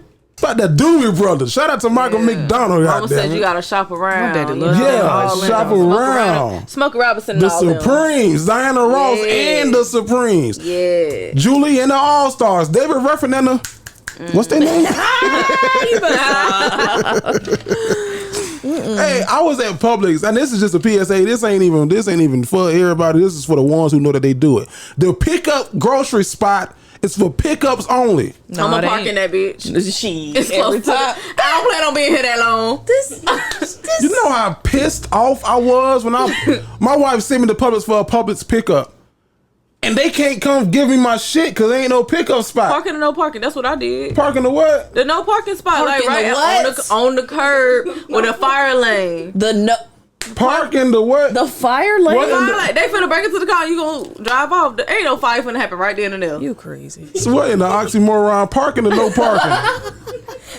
You gonna get your shit and you gonna go. I had to call my wife had to call people like, hey, baby, I can't. They ain't gonna find me. Shit is packed. We only got one Publix over here that took the other one out. Shit, help, help me. Wait. You make it work. You said wait, That's what I would have said. but it wasn't no park. Like I literally saw a guy park in front of me. Got out the car with his kids. I was like, oh, he gonna be in there for an hour. You got kids and shit walking in and out. It's Publix public. parking lots It's- always It ain't like it's goddamn- Target. What you in Publix for a long ass time for? You go in there for like a few things on the list and you get the fuck out. They might be in there paying their Western Union, paying JEA. You absolutely right. Yeah, that line be right around the waiting on corner. some Wait, shit. I was gonna Waiting say, on wait on something. yourself. Yeah, that shit be right around the goddamn corner. right. Now, Vanessa, last thing before we got this banter section, second to last thing, y'all know the I'm Proud Times gonna coming say I'm back. gonna take Yeah, I'm so excited. Louder and prouder. make a mark every time you say the last thing. That's the first one. I love the Proud Family. Fuck you, Vanessa. I Don't wish you Penny would've turn grew into up. Vasco. You said you wish Penny would have grew up a little bit. Yeah, I think she's still like 16 right there. She got the same outfit, the same little alfalfa. Is it cartoon Little or is Alpha. it Yeah, live it's action? cartoon. It's cartoon. Oh, really? It's on Disney Plus. It comes out this month. Yep, I think the So- 23rd. Yeah, sound about right. Yeah. I'm looking forward to it. That'd be a good little episode to show my kids. The Proud Family Louder and Prouder. They like Peter No, Pan. that's Black the History. the Black History Month episode The Proud. Which one was that? Kwanzaa. when they go back in time. No. And Oh, that would be good, They get yeah. they have a Black History project where they And gotta then learn the about teacher somebody. turned into the butler. Oh yeah. I remember that. But then the not the and butler. Penny, the only one that realized what's going on. Yeah, that would be good. Yeah. That would be good. And then you put something in this thing about shit. I don't know, Vanessa. You know I'm old. Who the fuck? Meek Mill, NBA YoungBoy versus Atlanta Records. You put that in there. Yeah, no, that's something going on. Meek Mill was talking about it. YoungBoy was talking about it, and saying, I ain't gonna quote what they said, but basically, the record label is like putting constraints on them and holding them back and telling them, and I'm sure this isn't news, like this happens all the time, but telling them like, don't put out another record for this amount of time, or, they don't support their creativity and things like that. So that's it. And then it got me to thinking about, what we do here, and would you ever, consider moving the Dignified Delinquents to a larger label, or Would I? Would you? would I don't think so. You want No. to stay independent? Yeah. After hearing, you hear those types of stories all the time. It's not just hip hop. You hear fucking Britney Spears and what she Yeah, had going that on. shit's crazy. So yeah, and people make it independent all the time, and they're like a special category of people, like Big Crit, for example. Ain't no other rapper like Big Crit. Is he independent? I gotta double check that. He might be. Sound like But he I is. think he is. Yeah, so like people But like that. he one of a kind. So. Yeah, and independent people, who Nipsey Hussle was independent. Nipsey Hussle was like, independent. Yes, they're like, Independent is hard because you ain't got no backing, so everything you do is on your own. But you recoup all that stuff whenever you make it. If you Chance the Rapper, independent. okay. So- I just said Big Crit. You said Big Crit. I love Big So I thought his Crit. name was Kurt for the longest. I was like, Big Kurt. All right, that's nice. I promise on my daddy. I was like, Big Kurt. That's all right there. Big Kurt Franklin. That's Kurt Franklin, a little son, but he's bigger than him. Oh boy. Big Kurt. No, I don't think that I would. No, he would Def Jam. You would. Okay. I don't think that. So you said no. You want to stay independent. I think so, because you just said you'll have to do everything if you're independent, and I know that you guys do everything, but like it's like we already do everything. We do, yeah. and we're already on our way. We're successful. The views is going up For sure. literally every I think week. about the 85 South show all the time. Love that show. That's a great show. Shout out to Chad Oubre, Joey, all them guys and young women over there making that show happen. It took us some time, but they are completely independent and they doing it on their own. So it's not impossible. I don't want nobody telling us. But Right. if I won't want nobody to tell us what to do, but if somebody came in and said, "Hey, we're gonna put y'all on a platform and y'all do exactly whatever the fuck, we ain't got no creative control, no nothing. We gonna give y'all out." Like if 85 South Media came to us and was like, "Hey, Yeah, they got an app they now. got an app, right?" And so they like, put in Something the like shit they that. can't put on YouTube. They got it on their app. Yeah, so like something like that. But like if somebody was like, "Okay, now hey, we're gonna come in, we're gonna take 33 and a third, we're gonna be a third partner, and we're gonna da da da." you can't say fuck. And you can't say fuck or Yeah. nigger or hey, look, we're gonna cancel you for 2 weeks because you talked about the Jews. Yeah. Then I'd be like, nah, dog, we good. Yeah. I wouldn't want to be in no Nick Cannon situation where Right. you can say, hey, you're done. Yeah. Like I know you created this shit, but bye. Right. So absolutely not. At least not yet. I don't think ever. Maybe like way down the line when we're definitely like. That's why so good they I can't fear ignore doing you. radio. Like I want to do radio. I love to do a syndicated radio show like the Breakfast Club. But let Charlamagne go on their radio show and say something so outlandish. iHeartMedia will be like, all right, Charlamagne, guess what? You're done. I was What gonna say, about like does he Sirius not? XM? Because they got Sirius the comedy XM channel and can come they in don't and say- bleep shit on there. It depends on what network you on. So like shout out to Chris Spencer and his wife Vanessa Spencer. He's a comedian. They had a show called Date Night, but his wife is she's passionate about politics. So because she's so passionate about politics, Sirius XM like, all right, listen, we're gonna turn y'all into a podcast because we don't need y'all on radio, Sirius XM satellite radio. Go to podcast and whatever the hell you want to say. So they can do it too. Like shit, Anderson Cooper got in trouble on Sirius when he was drunk at New Year's and had to go and apologize and shit. Man, fuck all that apologizing. Yeah, that's what I'm saying. So I Say don't what the know. fuck you said. Yeah, So to answer that question, Sure, I'll have to apologize one day. Big Kurt. I might have to too. Man, don't call that man Big Kurt. Respect my dog. What is the name? Big Crit. Big Crit. Like a critter. No. Critter. Like a critter. Shout out to Big K-R-I-T. Crit. I love you. K-R-I-T. Big Crit. Shout out to you, man. And doing. Is he big? Or is he skinny? I don't think He's a big skinny. fella. Oh, shout out to big you, fella. Big Crit, for doing it for all the big men and all the big fellas out there doing whatever the hell it is that they doing. Vanessa, guess what? Huh. Guess what we gonna do? Use the bathroom? Oh, that too. Shit, Vanessa, you throwing me off now. You threw me. You stuck me up. What did you think? Oh, we're going. Well, I got You it. want but me to say what we're going to? No, we haven't. Because I'll say it. We haven't done it in so long. Okay, guess where we're gonna go, Vanessa? Where are we going? Right here to Straight from Social Media. I just said you want me.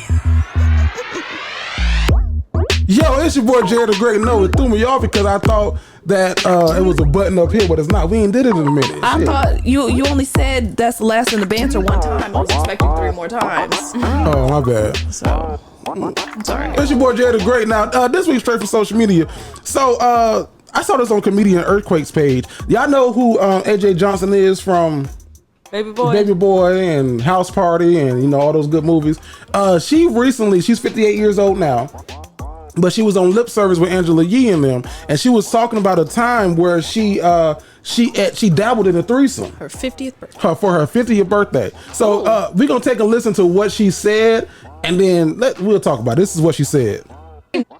Like threesomes when it's 2 women and a man.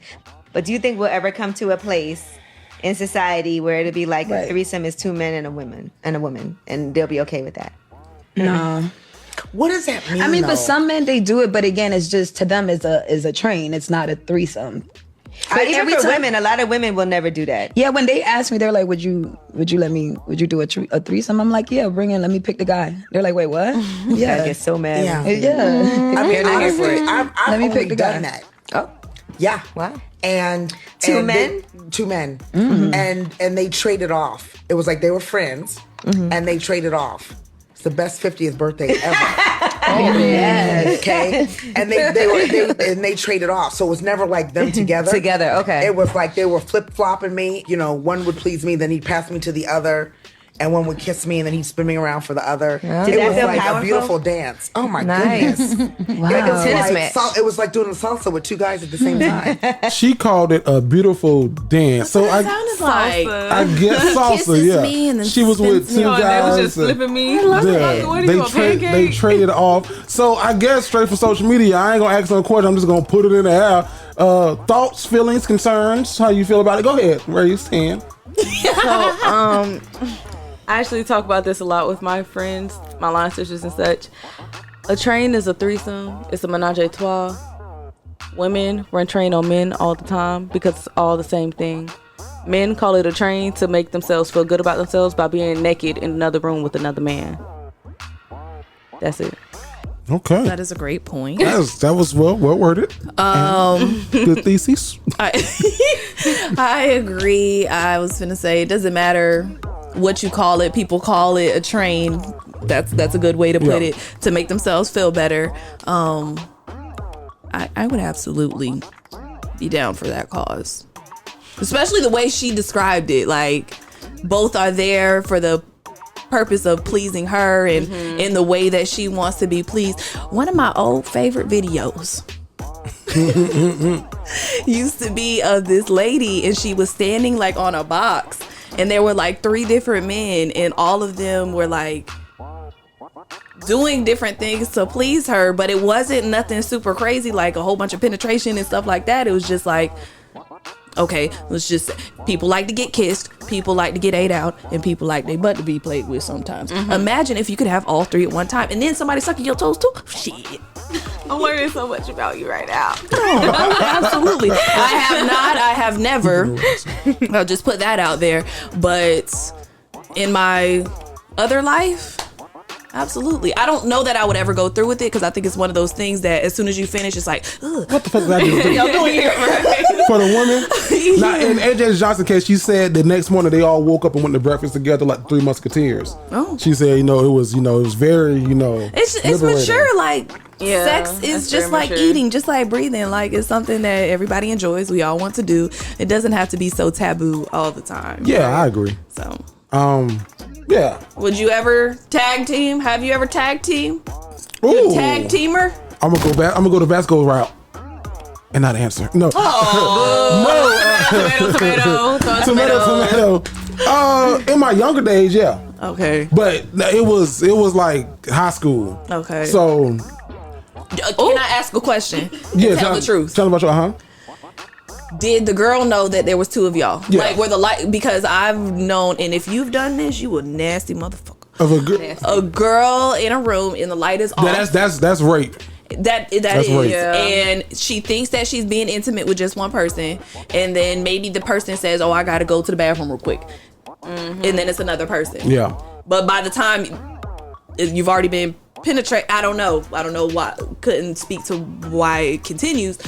Because you know when it's a different. But my situation was a little different because I thought that she was just there for me. I thought she liked me. Wait a damn minute. Who is he? What? You didn't know that? Him? She brought him? She invited him. I was like, wait a minute. I thought it was you and the homie. Oh, I knew him, but I was like, no, I thought this was us. Damn. I thought so differently about you. I felt so differently. But we gonna do it. Well, wait, the way she said it, she was like they was coming in tonight.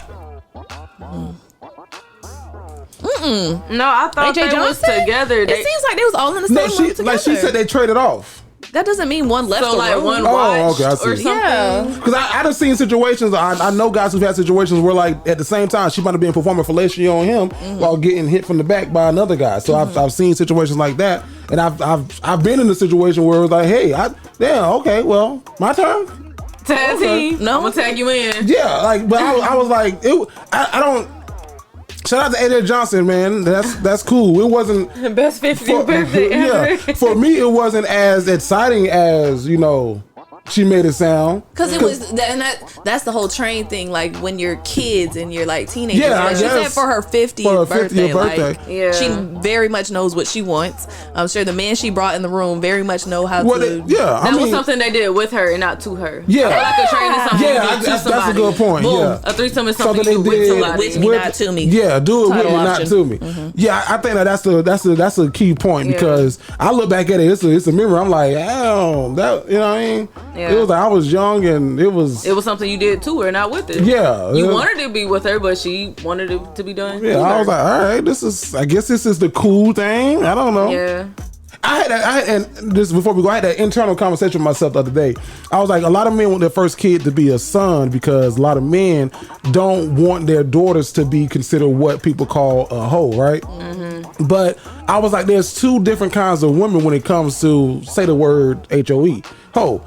I said you had those girls who I feel sorry for who are just getting slutted out and tossed and turned like a rag doll, and then you have those girls or those women who are like, no, I'm very liberated in who I am sexually, and I'm I'm not a hoe. I'm using him just like he's using me for. So I guess there's a difference between the two, and I was like, ooh, I said as a father.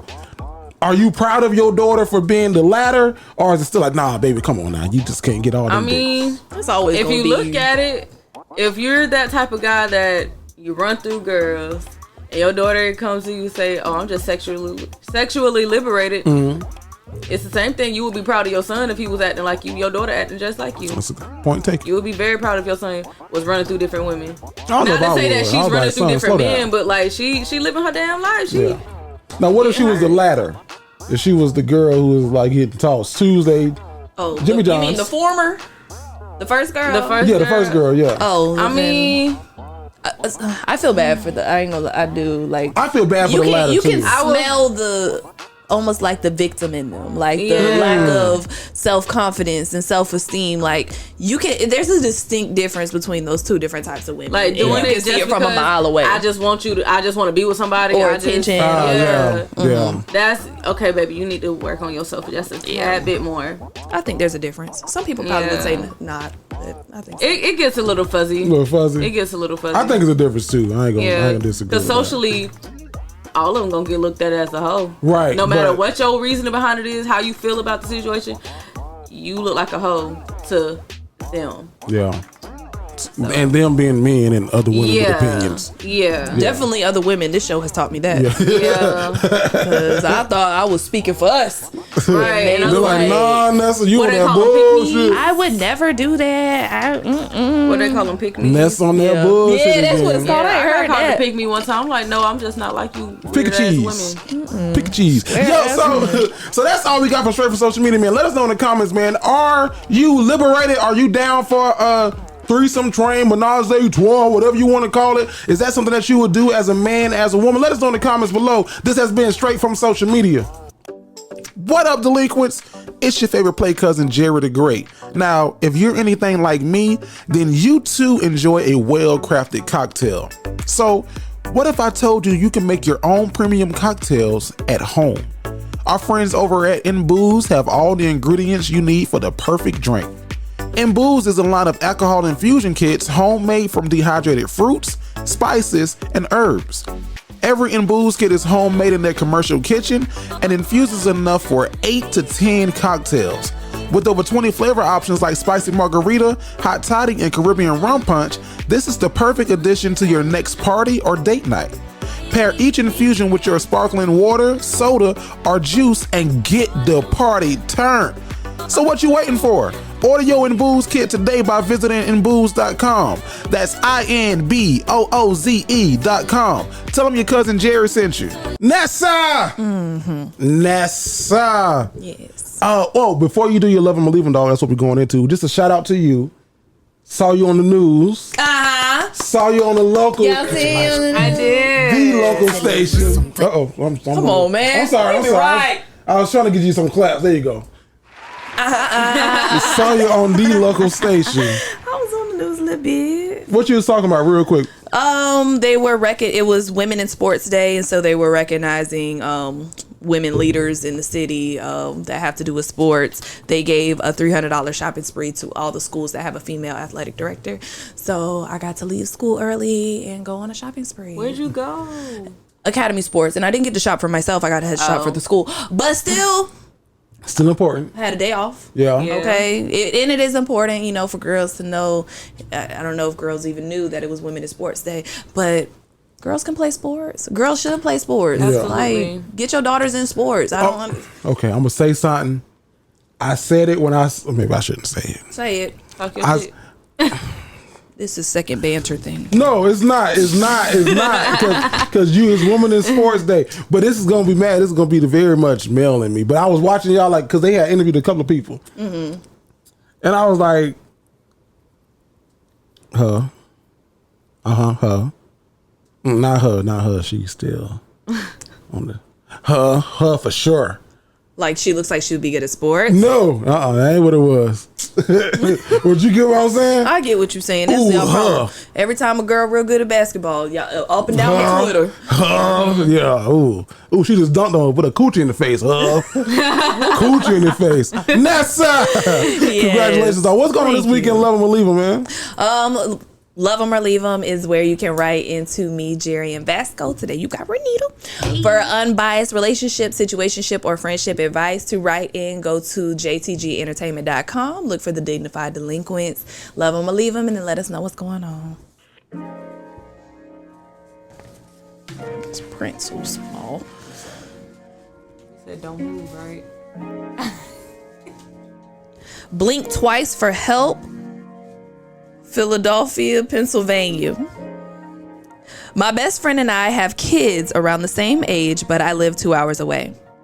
The kids kept asking to see each other, so she invited us to spend the weekend. We arrived to her house on Friday. We tried to go to a restaurant, but the kids were unvaccinated. When we got back, the kid's dad was there. He was drunk as fuck, and he ended up staying the night. The next morning, the kids were up making noise as kids do. He woke up like a bat out of hell, yelling that the kids needed to be quiet. She was like, why? No? Because you're hungover? Then he asked, where did y'all go last night? He started yelling again, saying, why are you always lying? I'm going to fuck you up. Don't make me embarrass you. She was also yelling at him, saying, I dare you. So I tried to step in like, what the fuck is going on? But he slammed the door. Then I heard a thud, and it sounded like he punched a wall or threw something. My kids were scared because they never seen me and my fiance fight, slam doors, or curse each other like that. But her kids just seemed to act like it was normal and just turned up the TV. My godson even said, "My daddy's mad again. I hate when he gets mad." Then he told me a story about how his dad punched a mirror. My first instinct was to protect mine by removing them from the environment. So I packed up, knocked on the door. I asked, "Are you okay?" And she said, "Yeah, I'm good." But he yelled, "Mind your fucking business."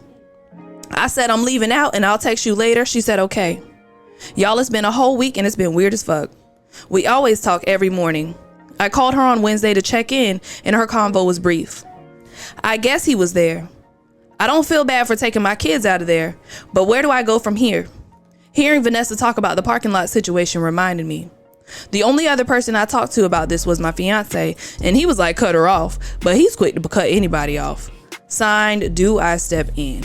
Before you go, we didn't explain Love 'Em or Leave 'Em to Nita. So we do this segment every week, and then Vanessa leads, and then she gonna give her piece, and then she gonna come to you for some advice, and then it's gonna come to me for some advice. Okay. Yeah, but we don't know who this play cousin is. She wrote in anonymous, and we love her. We love you for trying. You already know.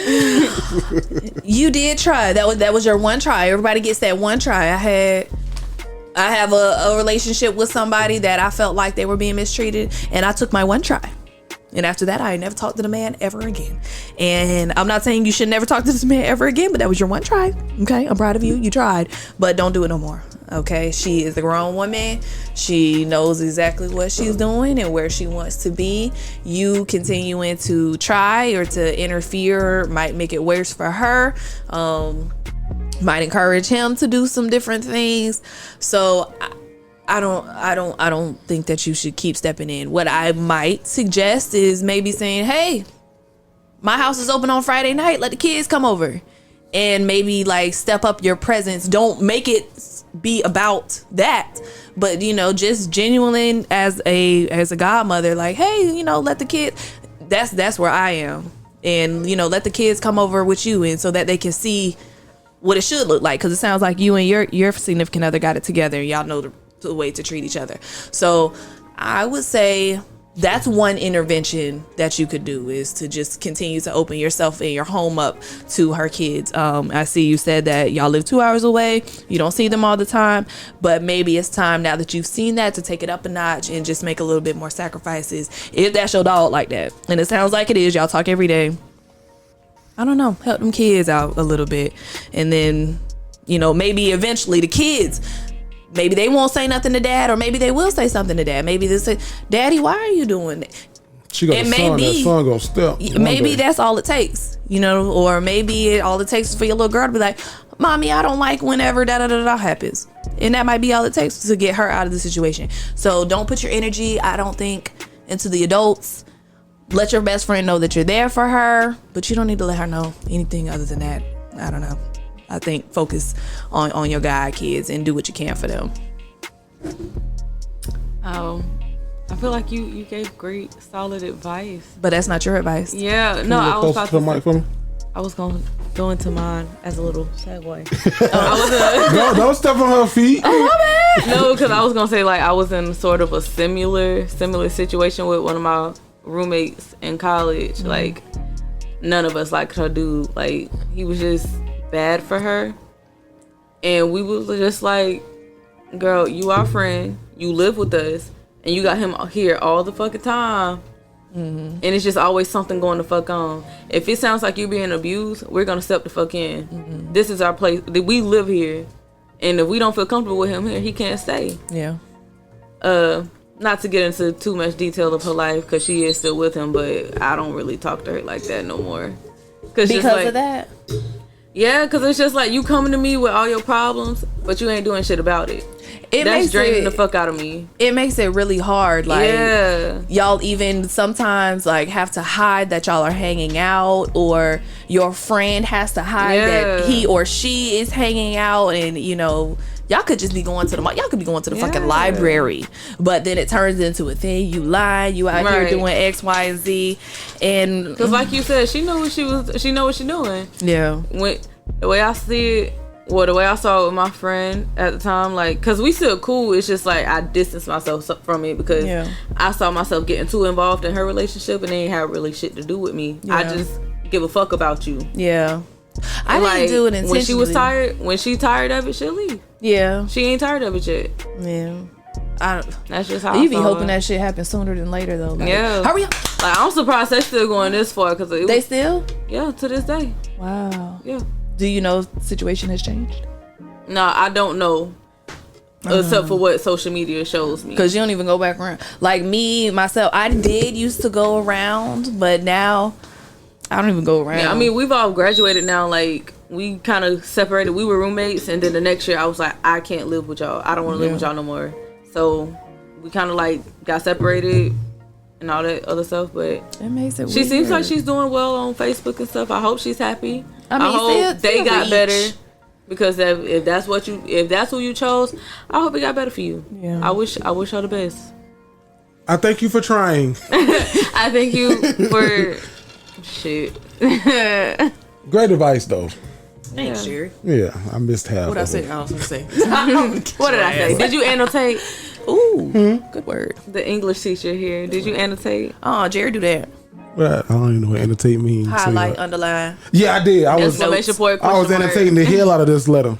Mm-hmm. So, blank twice if you need help. Or for help, whatever it say. Pittsburgh. Well, Philadelphia. I'll say Pittsburgh. PA. I'm fucked up right now. So, you got a best friend. Y'all live about 2 hours away. Kids, you got kids, guy, mama, guy. You know them friends. That's my guy, baby. Which I'm a godfather, but I ain't shit as a godfather. That ain't got shit to do with your letter. We love your honesty. We love you for trying. That's another topic for another episode. God, being a godparent. Yeah, write that down. Cause godly. So y'all got to the house on Friday. Shit went left Friday night when the baby daddy, is it her boyfriend or baby daddy? I think they live together. It says the kid's dad was there. So I think it's the baby daddy because it sounds like, not the way that you wrote this letter, it sounds like when y'all got to the house on Friday, he was not there. And then you didn't call her boyfriend, call him her boyfriend. You said the kid's dad was there and he was drunk. So he had to stay the night. And when he woke up, shit just went batshit crazy. Your kids ain't used to seeing all that. So you like, hey, that's my friend. I love her. They gotta go. Got out of the situation. I gotta go. A, B, C, then I running out of time. I don't know what more you can do other than what you did. You know what I mean? Like, it's not on you. Like, the reason why your friend isn't talking to you or keeping shit short with you is because she's embarrassed as fuck. She's embarrassed. She feels like, damn, like you embarrassed me in front of my friend who I ain't seen in so ever long. She drove 2 hours away, and you was so damn embarrassing that she packed her shit up and she left. I would have left too. Yeah, you gotta go. You gotta get up out of there. Unless you the opposite end of the friendship, where like, nah, bitch, open the door. Cause why the fuck Keith throwing shit? Yeah. Nah, Keith, fuck you, Keith. We'll beat your ass in this bitch, Keith. Protect your peace. So you ain't that friend, which is good. That's good. Every group need one of them friends. Right. That friend be the one that ain't scared to go to jail. Yeah. Nah, Keith, I'll kill you, Keith. Hey. Like, bitch, I got the go bag in the trunk. What you trying to do? Say the word. She still love Keith, so you can't fuck Keith up. Man, fuck Keith. So I think the thing from this letter is like you're trying to figure out like what's wrong with your friendship. There's nothing wrong with your friendship. She's just a little embarrassed right now. But I think that you need to give some advice to your friends. So I think Vanessa said it best. Invite your friend down to 2 hours south to your spot with her kids to get away from Keith. Cause she dealing with that shit, and even if Keith is just a baby daddy and she's just putting up with it because he's a baby daddy, or if that's her boyfriend and or man, you know, she's dealing with that shit. And leave his ass at the house. Leave him, yeah. Don't bring Keith with you. But in the words of the great Jennifer Lewis, tell your friend this. Relay this message. I was gonna let him have it. I wasn't gonna say that. Y'all should let me have that one. I was on the roll. I was on the damn roll. Come on, keep rolling. You got it. Go for it. In the words of the great Jennifer Lewis, relay this message to your damn best friend. if you sit in shit too long, it loses its smell. So get the fuck up out of there. So this letter ain't even about you. We ain't giving no advice to you. I'm passing advice to you to pass to your best friend. When she come down south 2 hours to see you, and you get her alone, and she's opening up, and she's telling you, don't judge, don't be doing none of that, and she talking about Keith. But I love him. Yeah, don't judge that girl. Just say it, girl. You just jealous. No. When she said that, now you gotta check the bitch. Bitch, ain't nobody jealous of you. You think I want anything to do? I don't want your problems. Bitch, all my men still intact. No, but let your friend know. But let your friend know. If you sit and shit too long, it loses the smell. So get the fuck up out of there. That's all my advice. Do you step in? Not right now. Wait till she comes back in and then step in. Then help her out when she gets down south. Maybe she needs an escape. So that's all my advice. Pray for her. Help her. Stay in contact with her. Don't dead this friendship because she needs you. And be patient. I like Jerry's advice to not just invite the kids, invite her up too. And whenever you do, she probably not gonna come that first time. She might not come that second time. And it's not her. It's everything that she's gonna have to deal with if she does come. So because Keith gonna be like, you got a nigga down there. Keep extending the invitation. Keep being patient. And that's to anybody. If you know somebody's in a situation, you invite them out, they decline. Don't take it personal. Just keep being there for them and extending the invitation. Nessa. What's going on, man? Next one. I got your back, boo. Dallas, Texas. What's up, cousins? Firstly, I love the show. Keep up the great work. Now to my issue. I was raised by a manly man who wanted at least one son but ended up with 3 girls. Of course, we played with dolls and makeup, the whole 9, but he also taught us how to catch and clean a fish, change a tire, and even how to shoot various types of firearms, and even bought all 3 of us 22s when we moved out on our own. He would always say he wanted to make sure his princesses could be self-sufficient and able to protect themselves in his absence. Okay, now that you have some background, my boyfriend and I have been dating for the past 4 months. As a street pharmacist, he has a few firearms in his collection as well. He's a great guy, and I could really see a future with him. One night after eating cereal, we decided to go to the gas station for some snacks. We were approached by a sketchy-looking homeless man that would not take no for an answer. He offered to pump our gas and wash our wheels. After my boyfriend told this man no repeatedly, I reached in my purse and placed my little 22 on my lap in an effort to get our point across that we did not need his services. I thought my man would be impressed by my little thuggish side, but I could tell by the look on my boyfriend's face that I took him by surprise, but I didn't expect what came next. He was silent for the rest of the night and even went home early the next morning without at least saying that he was leaving. So naturally, I followed him back to his place where he tells me that would be the last time that I emasculated him. The first time being when I changed my own tire instead of waiting 2 hours on AAA. He said if his homeboys found out that his girl had to protect him, that he would be the butt of all their jokes. He went on for hours saying things like he wanted a girly girl, not a dude, and especially didn't want a pistol-packing Paula. I have always been a damsel in distress when it comes to him, unless it requires waiting a long time for someone else to come and do the exact thing my dad taught me how to do. But I think I made him more upset when I asked did he want to talk to my dad and have him teach him some stuff. I'm only trying to help. Now, cousins, am I wrong? Should I have not pulled the gun out? Should I have just let my man handle the situation? Or is he just projecting his insecurities onto me? Signed, is he being too sensitive? Yes. The last one. Jesus. Definitely the last one. God, how old are y'all? Did she say? I was looking for that. Did she say how old they were? I'm gonna put you at 19. Cause I'm 24. I put it at 22. 22. 19 to 22. Cause she live on her own, so she might be closer to 22. Where you leaning? 22 sounds okay. I don't know. I'd hope not. Older men will surprise you with being like that. It's not the man that I'm thinking. It's you, because it's her. I'm another woman. Like, I have two sisters, so there's 3 girls.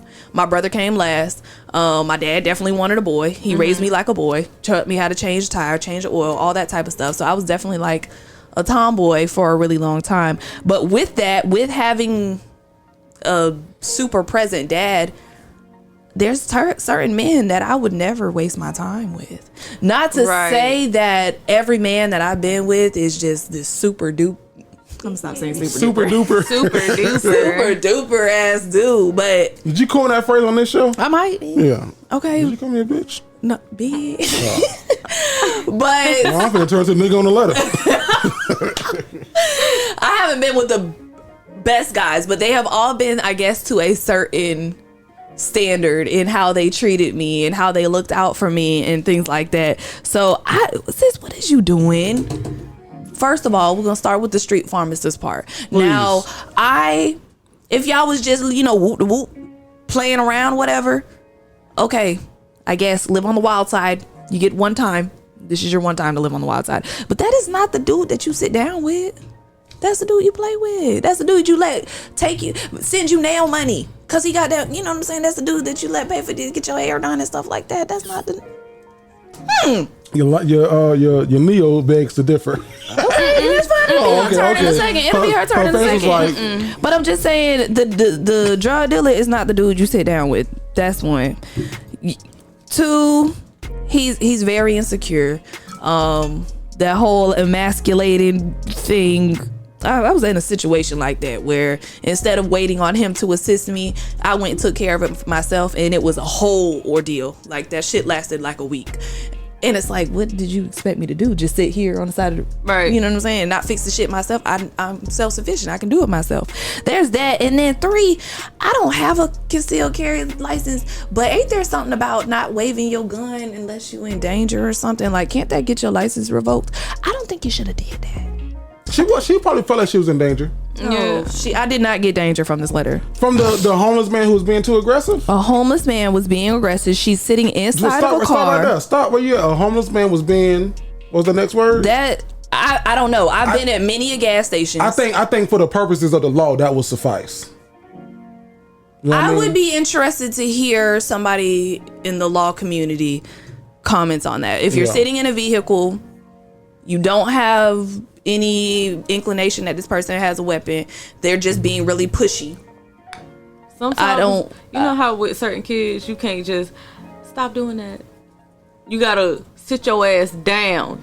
Maybe he wasn't a sit your ass down type of person. That's not illegal though. No, I'm not saying like that. It's just I see what you're saying. The magnitude of the situation. And like this side of Vanessa, like absolutely, like whenever I was telling my parking lot situation, if I had a gun, I think that might be a situation where I'd be like, hey. Yeah. You know what I'm saying? But this side of Vanessa knows that you're really technically not supposed to do that. Yeah. So, and then the, I thought it would impress him part kind of makes me feel like, did you really feel in danger? Or did you just want... I see what you're saying. You know what I'm saying? Okay. I don't know. Just all around, sis, love you. Thank you for writing in. Thank you for your support. But please leave him. You shouldn't be in situations like this, no way. Like my boyfriend... Go ahead.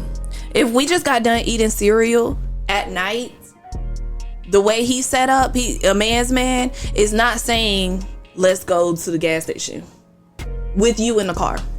Now, he might say, I'm finna go to the gas station real quick. Do you want to ride? One, he know I don't want to ride. Why the fuck I want to get up out the house? Maybe she wanted to ride. No, I don't understand that part either. People be talking about, well, my boyfriend asked me to ride somewhere. Why? I don't want to ride. But I don't know. Even if I did want to ride, he would, like, my boyfriend, you see my place, but you haven't been inside, but we come out the back door. He, every time, like when I'm on my way here, he comes to the back door and he has his shit in his backpack, like, and watches me get in my car. Mm-hmm. Not that I live in a dangerous neighborhood. That's just how protective he is. You do live on the highway. Fuck you. I'm a fucking whole clique. Yeah, it's a no. Just leave him, please. Please, please. Has he met your daddy? And do your daddy know what he doing? Daddy don't like him. You think so? Hold on. Renita. So my face was twisted because I agree with Nessa on a lot of things that she said. You could disagree. He a bitch. That's what my face. That's what I really wanted to say. That's what was like in my mouth right there. The nigga's a bitch. Like the fuck. Like and that's just what was really on my mind when you was like, when you brought up the point like, was you really trying to impress him? Maybe she was. Oh, I got me a hood nigga. Let me show you I'm a ride or die bitch. Like that's probably what it was. Somebody's in my mind right now. That's probably what it is. Like, yeah, I'm a ride or die. I'll show him. Since you ain't have to prove shit to that nigga. Fuck him. He a bitch. He's insecure as fuck. He's definitely projecting all of his insecurities on you. Don't you ever emasculate me. Girl, if I could protect you and me. Some dudes my age, they be like, oh yeah, don't fuck with me. My girl crazy as fuck. She'll come over and this whole bitch out. Like that shit make a nigga proud sometimes. Like, I'm going to protect her, but I know she gonna kill me and you. We both gonna be on Channel 4. Like honestly, if I was a guy, I would feel like I know my old lady could handle herself. She gonna hold that shit down. She don't have to, but she can. Yeah. He sounds like he wants a damsel in distress. He wants somebody weak. He wants somebody weak that he could do whatever. Like, and that ain't you. Like that's not you at all. Like, oh yeah, I could do this for her. She can't do shit without me. That's what it sounds like he wants. And that don't sound like who your father raised you to be, honey. You was a queen. Not a princess no more. No, you're not a princess no more. You could hold your own weight. But your dude's a bitch. Let his ass go. Let him. Fuck that shit. You too cute for that. I don't know what the fuck you look like. You sound too cute for that. Like the fuck. You bitch. It was something else. I forgot what I said. You should have. What's the word? Annotate. I should have annotated. Think about it. Jerry. I should have annotated. And girl, he got mad that you waited he wanted you to wait 2 hours. You know what could have happened to you in 2 hours? You would have had to use that 22 in 2 hours. Anything could have happened in 2 hours. You waiting on damn AAA. He ain't seeing the big picture. He just seeing him. He's seeing himself. Where he fit in the equation. Right. Girl, let that nigga go. Boss the fuck up on him. Period. Period, poo. Period, poo. Ain't nothing worse than period poo. You got period poo? Is that shit when you on your period? Y'all be doing that? I mean, we can't just stop shit. We can't stop shit. Like the fuck. Period. That was like a mini lady's name. That puts a whole new meaning on period poo. Sorry, now I scarred you. Ew. It don't just stop once a week. It don't just stop. All right. What you think though? What she should do? Hey, cousin. You and your period poo? No, that's bad. I'm sorry. That's bad. You from Dallas, Texas. Did you come see us in Houston? If not, fuck yeah! I ain't got shit to say. No, I'm joking. You got your boo back. So you a young lady. I'm assuming you between the ages of 19 and 22. If you older, message us privately. Let us know like, hey, that was my letter. And first of all, bitch, I'm 30. Which if you is 30, there's a whole different letter. Now we gotta have a meeting. Like a meeting. What's going on? We need to have a seminar. So you love the podcast and we love you back for loving. We love you for trying. Keep up the great work now. This your issue. You was raised by a manly man who wanted at least one son, but ended up with 3 girls. So Vanessa's point, he treated y'all like the boys. And I'm not mad at guys that do that to their daughters, who treat their like teach their daughters the ropes, because it's nothing sexier than a well-rounded woman. You know what I mean? And that's why that nigga's a bitch. My wife can change a tire. My wife no problem. Well, I don't like the power washing story. How you got mad? I don't like, huh? The power washing story. Power washing. Yeah, I was power washing the house, and she said she could do it. I forgot. I don't know it. Oh. but I will admit this. My wife knows more about like cars than I do, because her dad has his specific trade in dealing with cars. So he taught her I can change a tire, nigga. Nah, you need to learn to change a tire. But I can change a tire. I can, but shit. Like even though I had to check my wife's oil. Can you check the oil? Pull that thing out and see how much oil I'm Okay, I pulled it out, but I saw you. Can you change oil? I can't. My sister can, You but I can can't. check. Okay, I pulled it out. I was like, yeah, it's good. She's like, you didn't pull it all the way. I was like, well, shit. I see the oil up here, so your oil level must be right. She said, no, it's like some little marks down there. I put it. I was like, oh, it is some marks. Yeah. You learn something new every day. But I ain't no damn car person. Shit, I make good money and I pay good people to take care of my good car. Yeah. Sorry, now make me a bitch. No. I'm gonna make a point. I'm gonna go back to this. But here's the thing. You are efficient, and you can sufficiently live on your own because you're doing it. And I salute you for that. And I salute your dad for giving you the tools to be able to do that. There's nothing wrong in doing that. There's nothing wrong with that. Every woman should be sufficient enough to live on her own. That shows that your father was in your life and present and providing, whether it being financially and or information. So that's the great part. No one's mad at you for that in this letter. Let's move on. Now here's where I get a little tricky at. Sandwich. You gotta give us the good. Yeah, the good. And now go at them. Mm-hmm. As efficient and sufficient as you are, Nessa mentioned it, I'm gonna mention it. You're dating a street pharmacist. Now I don't know who, what, like you love, who you love. Love is blind. Sometimes it changes your mind. What you think is love is really not. You need to elevate and find. I think. Yeah. I caught it earlier, but I was like, all right, he's going all the way.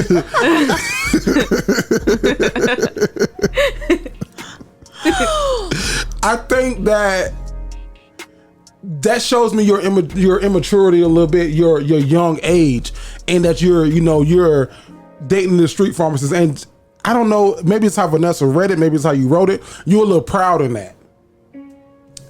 She a little happy, like not happy. She don't mind it. She don't mind it. Ain't nothing wrong with it. She don't mind it. Now, and a woman of a certain age can be like, all right, nigga, we need you to get a real job.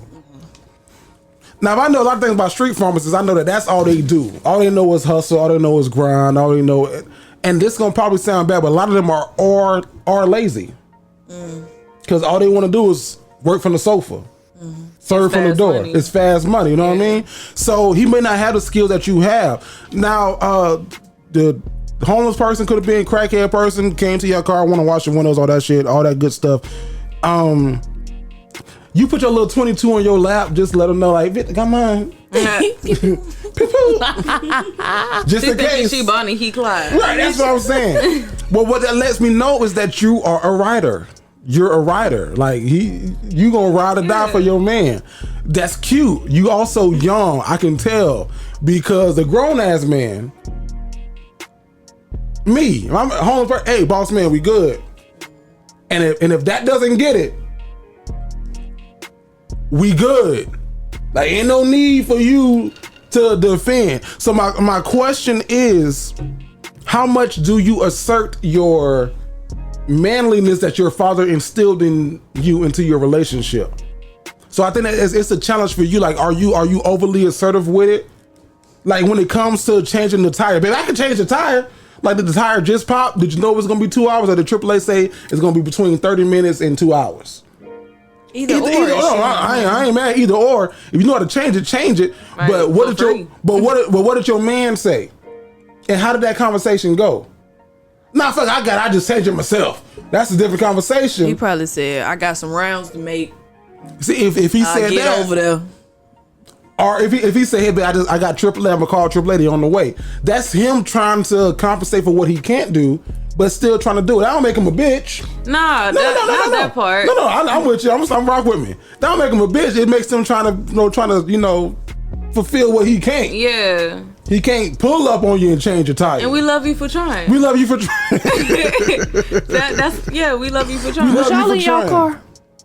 Well, now if y'all both was sitting in the car, his ass should have got out and fixed the fucking tire for free. Why we calling AAA? That is a stat. That's a point.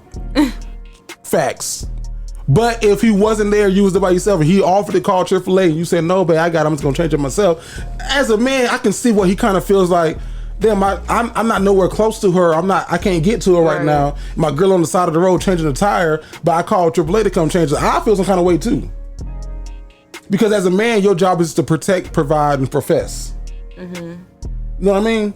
So I can, if that was the case, now if y'all both were sitting in the car, he's like, bitch, I'm gonna call AAA. What on 221? You know what I mean? So that's up and that's if one or the other, figure it out however it went. If y'all was in the car, fuck him. If he wasn't close by, give him a little leniency. I think though, this is the line that got me. After you put the gun out and show the homeless person, this is the line that kind of showed me who you are a little bit. It's all in text. It's a little blurry. You put a gun out, he got silent. So what you do? So naturally, this ain't natural. I follow him back to his place where he tells me, stop right there. You follow him back to his place? I don't think I would have did. Don't follow me. That's a little aggressive, ain't it? I wouldn't have followed. She's just an aggressive. That's maybe, she's no, she said so naturally. Growing through it, but maybe she's just an assertive, aggressive woman. That sounds like as a man, if my wife left or something, I'm gonna follow her.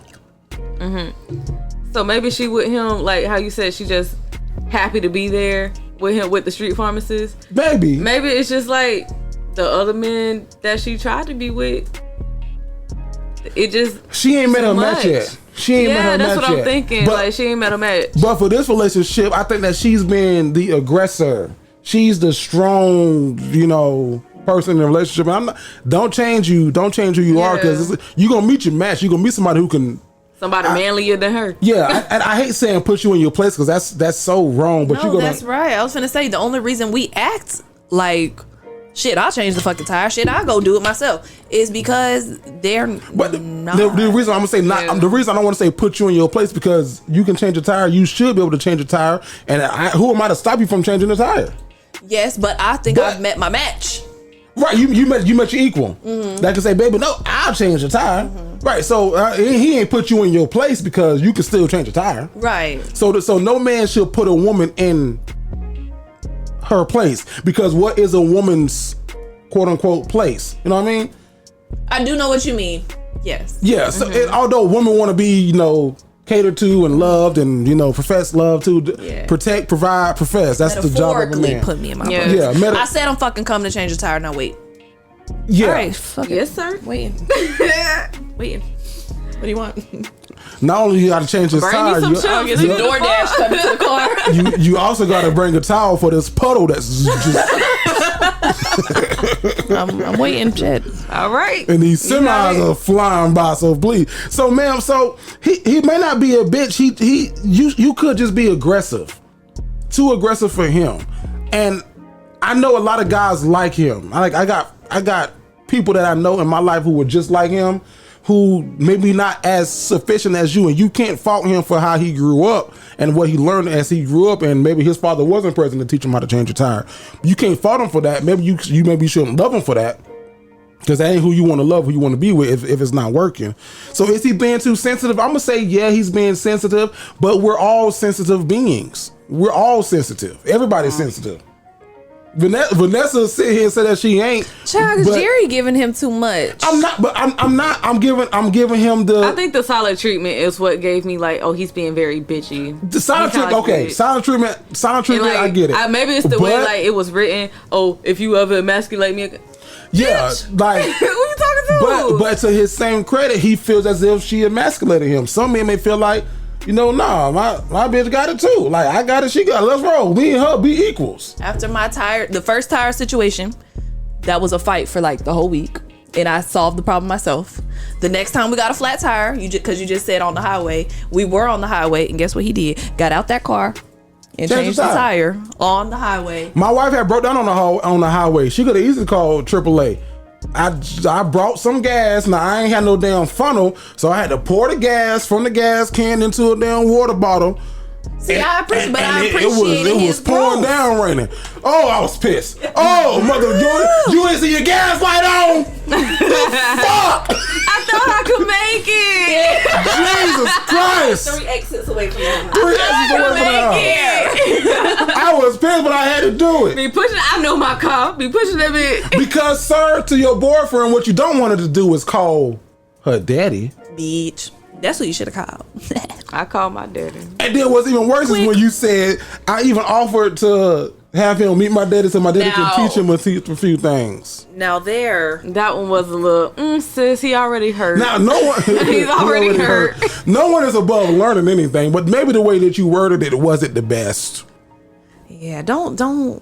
Maybe y'all need to have either he can do the job or he can't. Cause the thing is, I don't know how to fish. I'm not a fisher. I ain't never been fishing. My daddy took us fishing once. R.I.P. to my daddy, and my daddy wasn't a fisher, but he was trying to teach his boys how to fish. It was a little bonding moment. Yeah, it was a bonding moment. I think one person caught something at the tail end. I don't know how to fish. My father-in-law knows how to fish, so I can learn that from him and then pass that on to my kids. And like, hey, you know, your granddaddy taught me how to fish, and I'm gonna teach y'all how to fish. That day might come. I learn how to fish, maybe. I don't care to fish, but I think it's a good skill to have. YouTube University. That man can learn whatever he wants to learn. Teach a man to fish, he'll eat forever. That's what they say. But shit, niggas get tired of tilapia. Like, damn, y'all ain't got no salmon right there.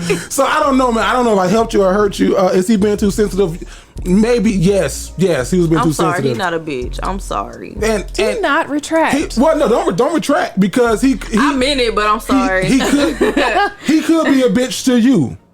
And this is they just gave me like bitch nigga behavior. This is a bitch ass nigga. To Vanessa, this could be a bitch ass nigga. Maybe it's just because my daddy, she said, I can't say that. He gave me a certain mindset of what to expect from a man, and he was not giving. To me, it's a little bitchy. Yeah, I almost feel like you the baby sister too. To other women, it could be like, you know, he'll meet some woman and blow her damn mind. Bitch, he called AAA. He got AAA. Oh my God, that's I ain't have to pay for nothing. Nigga, you know Kim Parker, her sorority, AAA. Bitch, he know him.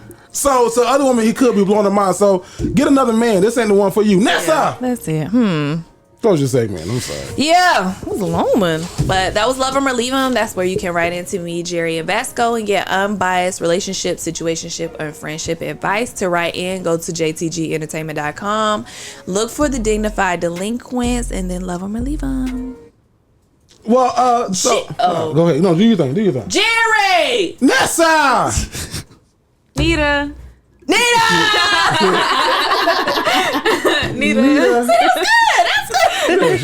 You roll right in the dance. Okay. Take my way to the top. So we can go with this, or we can go with that. Bitch, I was that. My fault. God damn. Do it again. You can go with this, or you can go with dead. Okay, what we got? Would you rather? I think this. Shit, I ain't. That's what happened when I tried to go off the top of the dome. You know what? That's why I gotta write my shit down. You did great. The thing is, we switch segments on the show. Like, we interchange them. So this week we're doing this or that, but last week we did with the Florida. Yes, we did. So here we go. What he just said was not. What I'm saying was, I'm a little confused. Okay. You know what I mean? Okay, Jerry. We don't record once a week. So, you take all the notes. This week of this or that, Vasco's out, so your boy Jared the Great is stepping in. So this week on Would You Rather. Okay. Would you rather? We asked you a couple of questions, and you choose. Would you rather do one or the other? So Nessa and Renita, here we go. Would you rather have loud neighbors or have nosy neighbors? Nosy. Nosy. I don't give a fuck. Ain't no shame in my game. If I did it, I'll do it again. Loud? Absolutely not. Because if you my business, I'm gonna give you exactly what you want. I'm gonna give you what you want. Do what that teacher did. Okay. Nosy. Here we go. Number 2. Would you rather owe someone money or owe someone a favor? Favor me. Oh shit. I lied. Money. It ain't nothing for me to send a cash out. Right.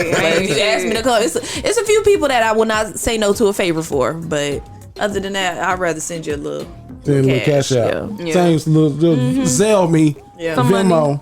It's okay. So money come and go. Favor? What the fuck you want? You want me to do what? I ain't that flexible. Yep. No more. You can't really renege on favor. That sticks to you. That's characteristic. Yeah. That sticks to you. But money, take it. It'll come back. I like that. That makes sense. Now, would you rather take a friend on your family vacation or join a friend on their family vacation? Take a friend. Come with me. Come on. I know how me and my folks at. Yeah, my people cool. I don't know your people like that. But my people cool. Yeah, I think I definitely want to bring you on mine because I ain't comfortable around new people. Yeah. Right. Like you see me on the show now. You saw me at that wedding. Different person. Yeah, like you did your job. I don't like how you did that. Like that was too close to what Nessa be doing when she be mocking me. I look, my hands are like want to join together so bad, but I ain't gonna do it. Would you rather save 100 strangers or save one loved one? One loved one. Sorry. One loved one. One loved one? Yeah. Oh, fuck the 100, huh? Yeah. I don't know though. I think I'll go the God same bless way. your heart. I think I'll go the same. I'll save 100. Well, I'll save one loved one over 100 strangers. Now this is a good one. Would you rather endure intense pain for 10 minutes? Think about the worst pain you ever had.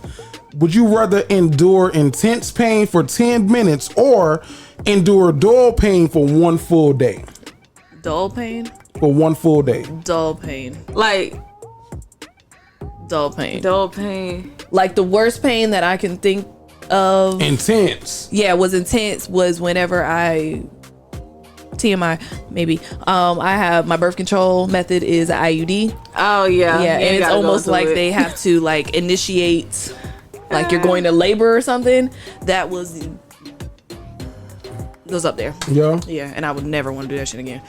I don't know what my worst pain was. I can't think of anything right now. My wife had she had a whistle that had to get it pulled and the nerve was like bad. So I asked her, I said, would you rather go through that for 10 minutes or do a dull? And she said dull. Yes.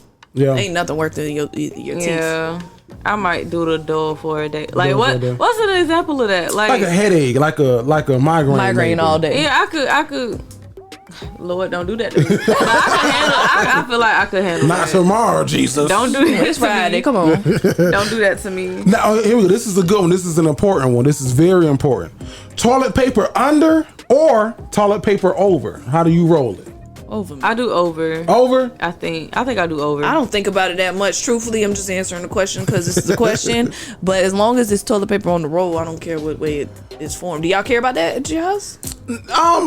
I don't think so, but my wife just gave me a hint, said it's over. Okay. But I just put that shit on there. Yeah, one of them is like you can control how much comes off more. I than think the mine other is way. always under. Actually. Yeah, that's a good point. You can control. Yeah, I can't ever remember which one it is, but I think the other one takes excessive. When it's over, yeah, you can kind of see like, okay, stop right there. Yeah. Oh yeah. Yeah. So I'm an underer. So we are over household. Whenever I do change it out, I put it over. All right. Like if it's not the way I like it, I will flip it. I don't care if I'm in a stranger's bathroom. I will flip your toilet paper. It ain't that deep. I flip your toilet paper. You lucky if I change it. I said the toilet paper next to the counter, next to the empty roll. I can't stand that shit. Yeah. And throw the empty roll in As the a damn man, trash. yeah. Sitting up on the counter. All right, here we go. Last one. This is a good one. Would you rather go back to college or go back to high school? College. High school, I have new ideas. I have new ideas of how to fuck my life up.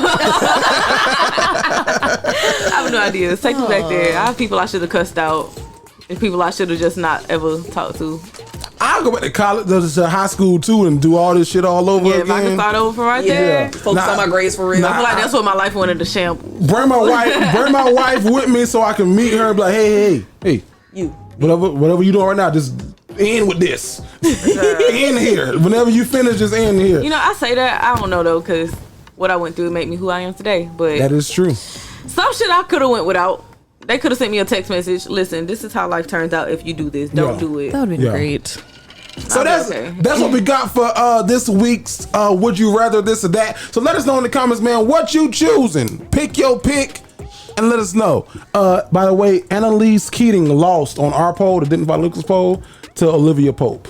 Yeah, on my personal poll, Yeah, she won, and I cannot believe that. Yeah, but is that what you posted on Instagram? Yeah. Like who would you have defend you or something? Yeah. Everybody said it was Keating, then Davis, then Pope. But I'll tell you this, it was only a difference of like 2 people. No, Keating won by like a landslide. A large margin. Yeah, it was only a difference of like 2 people. So I was like, okay. I ain't never watched none of them shows. Nessa! You aggravating. You never watched none of them? Like, I didn't watch Scandal. I had to watch How to Get Away with Murder. Go watch I know who they Scandal. are, Watch though. Scandal first, and then go watch How to Get Away with Didn't they Murder. have a crossover episode? They had one or crossover something? episode, yeah. It's so many seasons. I'm not gonna watch it. I think Scandal only has like 5. Scandal be scandaling. Scandal is Scandal is scandaling. Scandal is the show you gotta invest in. I think you like it though. Yeah, I know think what so. happened and everything.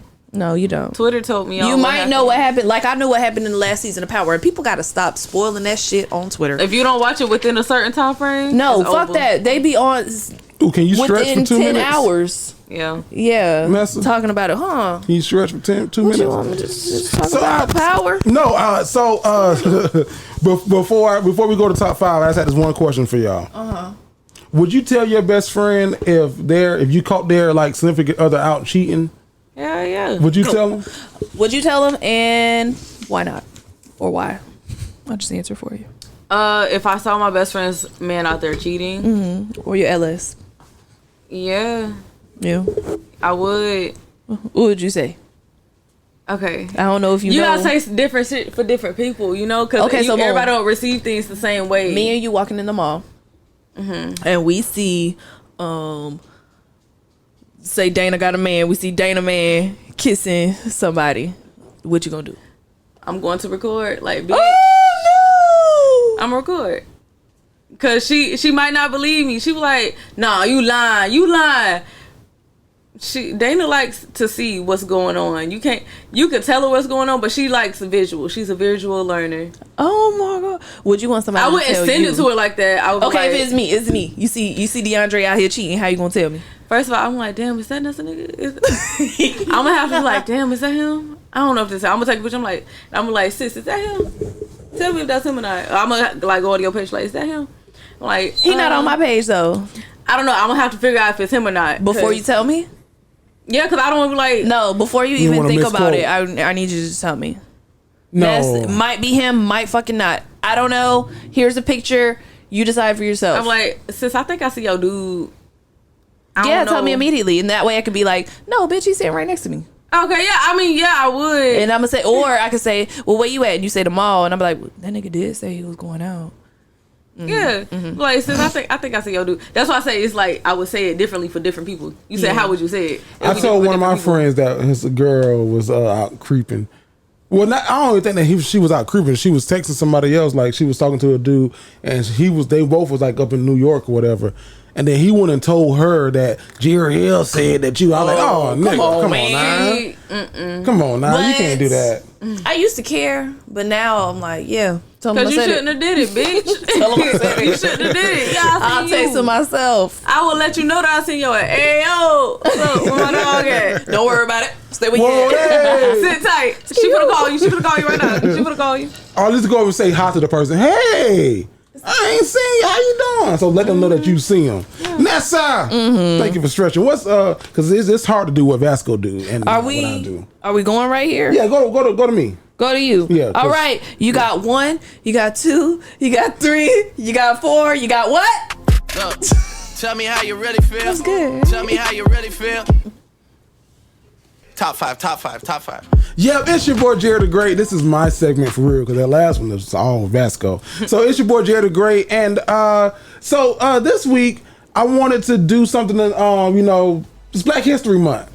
I want us to feel empowered a little bit, but because there's a lot of Black history figures that we don't know, and then we don't know their full truths.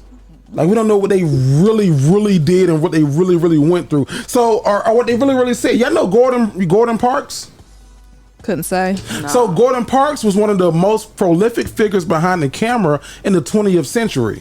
His photojournalism from the 1940s to the 1970s captured aspects of American life, including issues like civil rights, poverty, and racial relations. Y'all knew that? Journalist? No, I did not. Yeah, his name was Gordon Parks. Okay, very cool. But now y'all don't know that. Y'all don't know this either. Now Lil Duval gets the credit for it, but Gordon Parks, who was a photographer, was the first one to say "Smile, bitch." Y'all don't know that. I do not know that. Y'all don't know that, but he was the first one. So number 2, Madam C.J. Walker. Everyone know who she is. They know Madam C.J. Walker. She was, the first Black female millionaire in America. She made hair care products. Fortune, she's worked with another lady.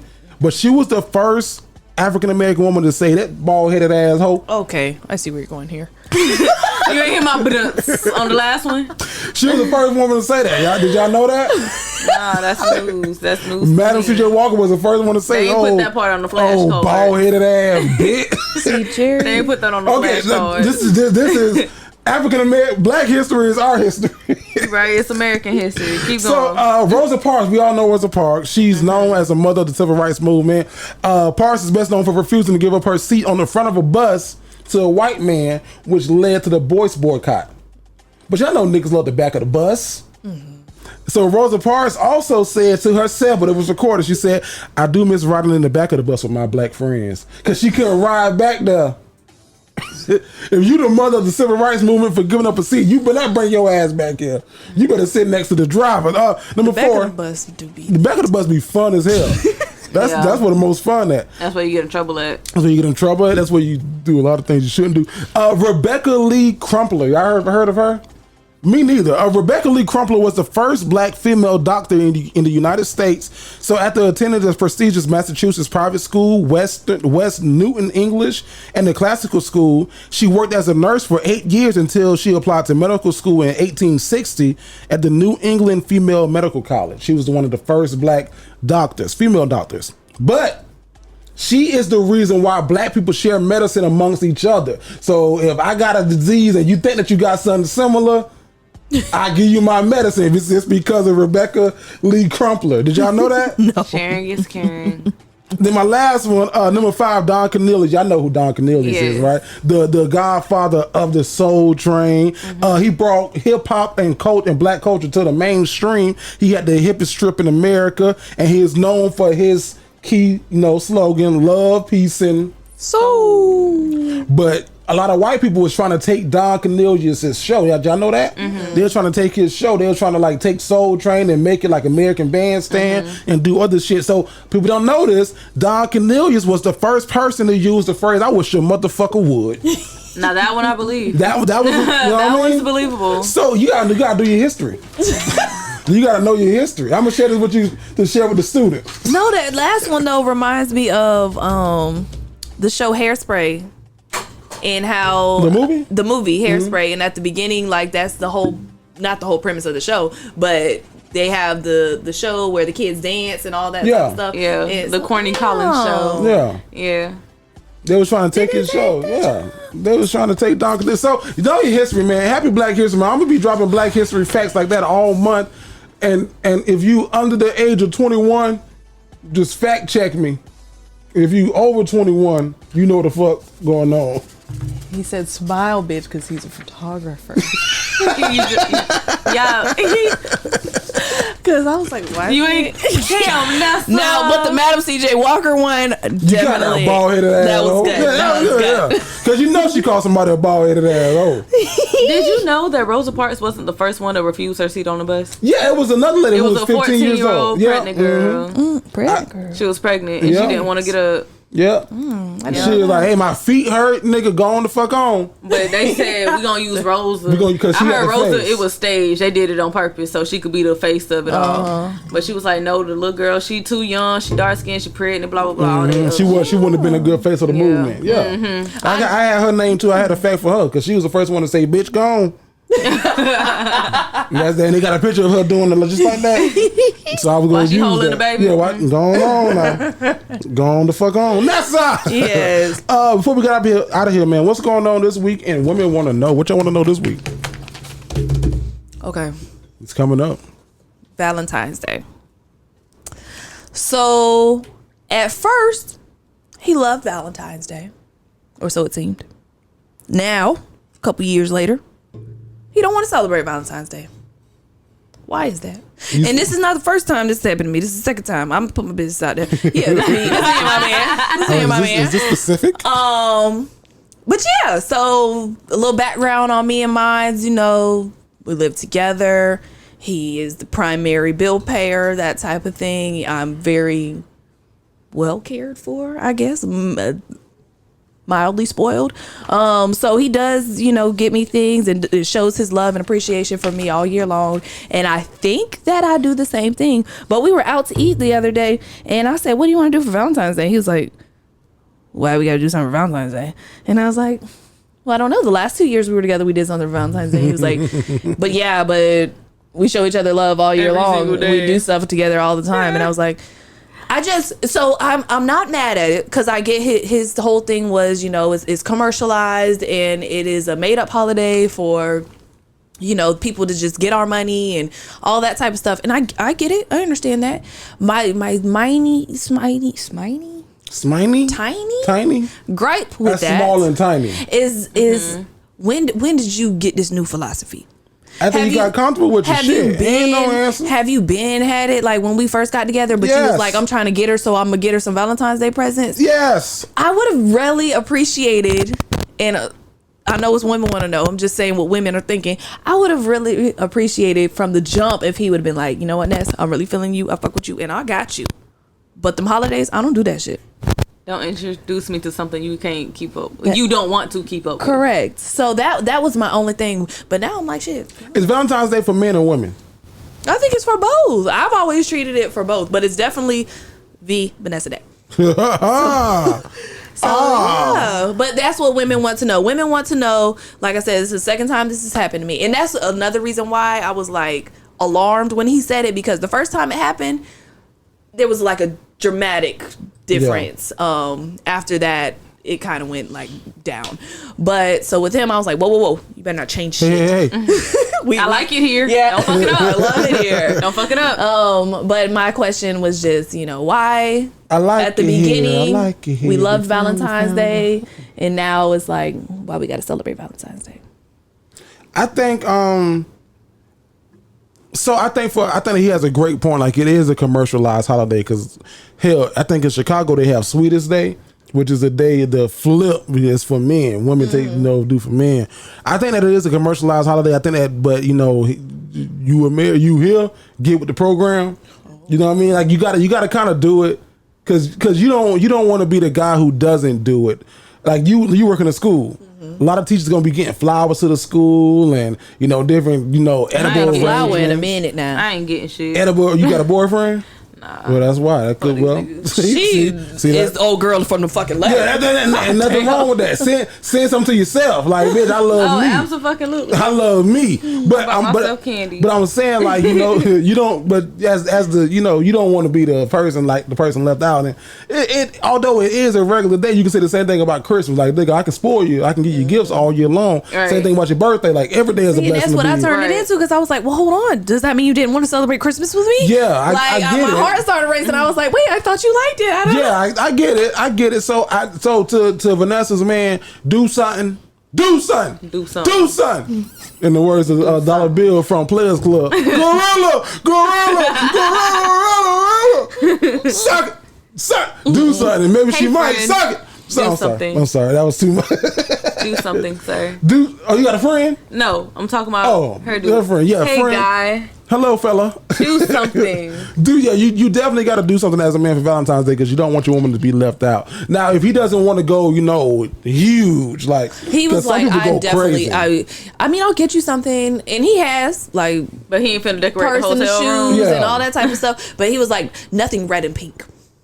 Because that is... Oh, he doesn't want to buy into the, He does not want to give to that... The white man's commercial. Yes. The commercialized day. And I'll get you some, but nothing with hearts and flowers. And is that okay with you? Yeah, that's super. Well, get her something. It ain't got to be red or pink. He's done well. Get her something. Get her something. But I just want to know, why y'all switch it up? And then women, would you appreciate just knowing up front? Would that change how you treat him? I've never switched it up. You never switch it up? Mm-mm. You gonna do Valentine's Day, Jerry? Yeah, I'm gonna do something. Valentine's Day falls on a Monday, which leads me to my question for you. Your anniversary is coming up. Gotta be. Yeah, whenever Super Bowl Sunday. No, but that's why I wanted to ask you, though, because Super Bowl is a little later this year. Super Bowl is on like the 13th, so the Sunday before Valentine's Day. Oh yeah, it is. So when the fuck is your anniversary? Super Bowl Sunday, whenever that falls every year. Last year it was on the 7th. It's like leap year. You know what I'm saying? Every once in a while, it's It's on a different day. What the hell? But that's when he asked me to be, and that's what I'm saying. Like, he was all romantic with that. He grabbed my hand. We was out to eat. He was like, I have to ask you something. And I was like, what? And he was like, would you be my girlfriend? And I was like, if he don't ask you for real, no. Then it's not real. But how old were you when you did that? It's only we've been together. This year would be 2 official years. So 2 years this year. That's it. That's it. I gave y'all 3. I don't know why. Is it 3? Oh shit, Vanessa. I met you in 2020. So what? No, this 2. Yeah. You got a COVID relationship? Yeah. Oh. My daddy said you could be here or you could be there, but you can't be both because all that in and out. We ain't doing that. And so I told him, I said, you want to be here or you want to be there? Either fine with me. And he said, well, come on. So I came on. Ain't that nice? And I've been there since. Since COVID. Since COVID. Look at that. Look at love. Don't know when the fucking anniversary is, but Super Bowl Sunday. Now next year when Super Bowl fall in March. Somewhere in February for sure. Me and my wife is October the 13th. Oh, that's y'all dating anniversary, y'all wedding? That's our dating anniversary. Oh, okay. This year would be don't make me lie. This year would be 8 years. Ain't that beautiful? 8 See, I years. remember my wedding one when that happened. I can't forget my wedding is on my birthday, so That's your shit. I can't forget that at all. I don't. September 21st, 2019. Birth anniversary is what she call it. So what we do, we celebrate our anniversary on the 20th, and then my birthday is the 21st because you ain't gonna get my birthday. Okay. This is the day the Lord gave And me. people better tell Jerry 2 separate congratulations. Oh, okay? absolutely! Don't you say double up on my dog. You better tell me one. If you're gonna post on my wall on Facebook, post one post. And then post the second one. Mm-hmm. Nah. Happy birthday. No, ain't no damn slash. I need a separate post and a different picture. For my birthday, it's just a picture of me and you. For my anniversary, it could be all 3 of us. But damn it, don't you put them together. Reclaiming his time. Because I've been 20. So I was. Reclaiming his time. And before we go, we finna get up out of here. My 30th, Vanessa, don't you write it down because it ain't even in banter. Damn it, you had him like Vasco. Shout out to Vasco. We miss you. Come back. We Love you. Love you back. Kissel. Yeah, we'll see you next week. For my 30th, tell me if I'm being too much. I want like a big shindig. That's not too much. 30 is a big deal. Okay. 30 is a big deal. My wife, she was like, well, who pays for that? I was like, well, I guess we gotta. Veronica always gonna ask about the fucking money. I guess we gotta split it. You want to have like a wedding type venue, like I want a venue. I want I come in that bitch by myself, but it's also our birth anniversary, so she can get dressed up too. Huh? I'm supposed to pay for it. I'm just. It's his birthday. No, but it's gonna take like $10,000. 10? No, I don't want that much. I don't need that. I was thinking like 2. Much. I know some good party planners that can make shit happen with about 2. My 2 is good. Okay. Yeah, 2 is good. It don't have to be wedding fancy, but a nice ass party. I want a nice ass party at a nice ass venue. I can get you the 360. Yeah, what type of party you talking? It's gonna be. He wants a really nice venue. The venue go. You know Pompey? Who? Pompey Photography. Yeah. So what she did for her husband's birthday when he turned 30? I ain't see it. Did you see what he did? I want something like that. Yes, I did. I want something like that. What she did for Shammy. Yes, I did. It cost $19,000. I said that wasn't $2,000. Oh. I don't need to be that extreme. I'm gonna send you somebody. I think you might. Cause I ain't got that many friends, so it'll be on it. It'll be like 50 people. The area you gonna be like Vanessa. But once you know, but the venue, you already shut up. Fucked up. The venue itself is very. She was actually the event planner of the year at the Little Boss Awards. Okay. Yeah. So she went to high school with me. Okay. We gonna do that. I'm gonna just send it to you. And send it to me. I'll let you know. We might get a crystal ballroom. That's $1,000. Crystal. Crystal ballroom was $1,000. Never mind. We ain't gonna get that. Not in our wedding finances. Never mind. I'm gonna see. I just sent you one thing. Y'all send me some ideas in the comments. And I know the comments. fucking best not wedding, but event coordinator in the city. There you go. I'm gonna see you on Saturday at the. You better go.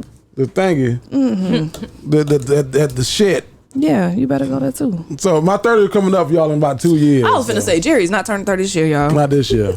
I'm turning 25. That OG Hey, year. 25. You got what year? OG year. Oh, I remember that birthday. Yeah. Man, that was a wild night. I was in jail when I turned 19, so. Oh. I was in jail for like 3 hours. 16. What did you do? We'll talk off air. Nessa! Well, Renita, Where can they follow you on social media, man, and your podcast? Social media, I'm on Instagram for the love of Rue, FORTHELOVEOLRUE. Come on, man. Twitter, it's long as fuck. I'm sorry. Twitter, Nita_No_Baker. Don't get on there if you don't want to hear me talking my shit, because I be talking my shit. My podcast, you can look me up on Spotify, Ruby Reasons. Anchor, Ruby Reasons, you know. Thanks. Shout out to Nessa for putting me on, bringing me out here. This was fun. Absolutely. You know what? Jerry, the one that said, Jerry, your sorority You got that much sister. time. We got 22 seconds left. Nessa! My name's Vanessa. You can follow me on Instagram and Twitter, Nessa_Mufasa, Facebook, Nessa Ness. And go ahead and subscribe to us right now. Jerry? It's your boy, Jerry the Great. Listen, as Vanessa said, make sure that you follow us. Dignified Delinquents. Get us your tickets in Atlanta. Follow me on all platforms at Jerry the Great. That's Jerry THA Great. Guess what? We out.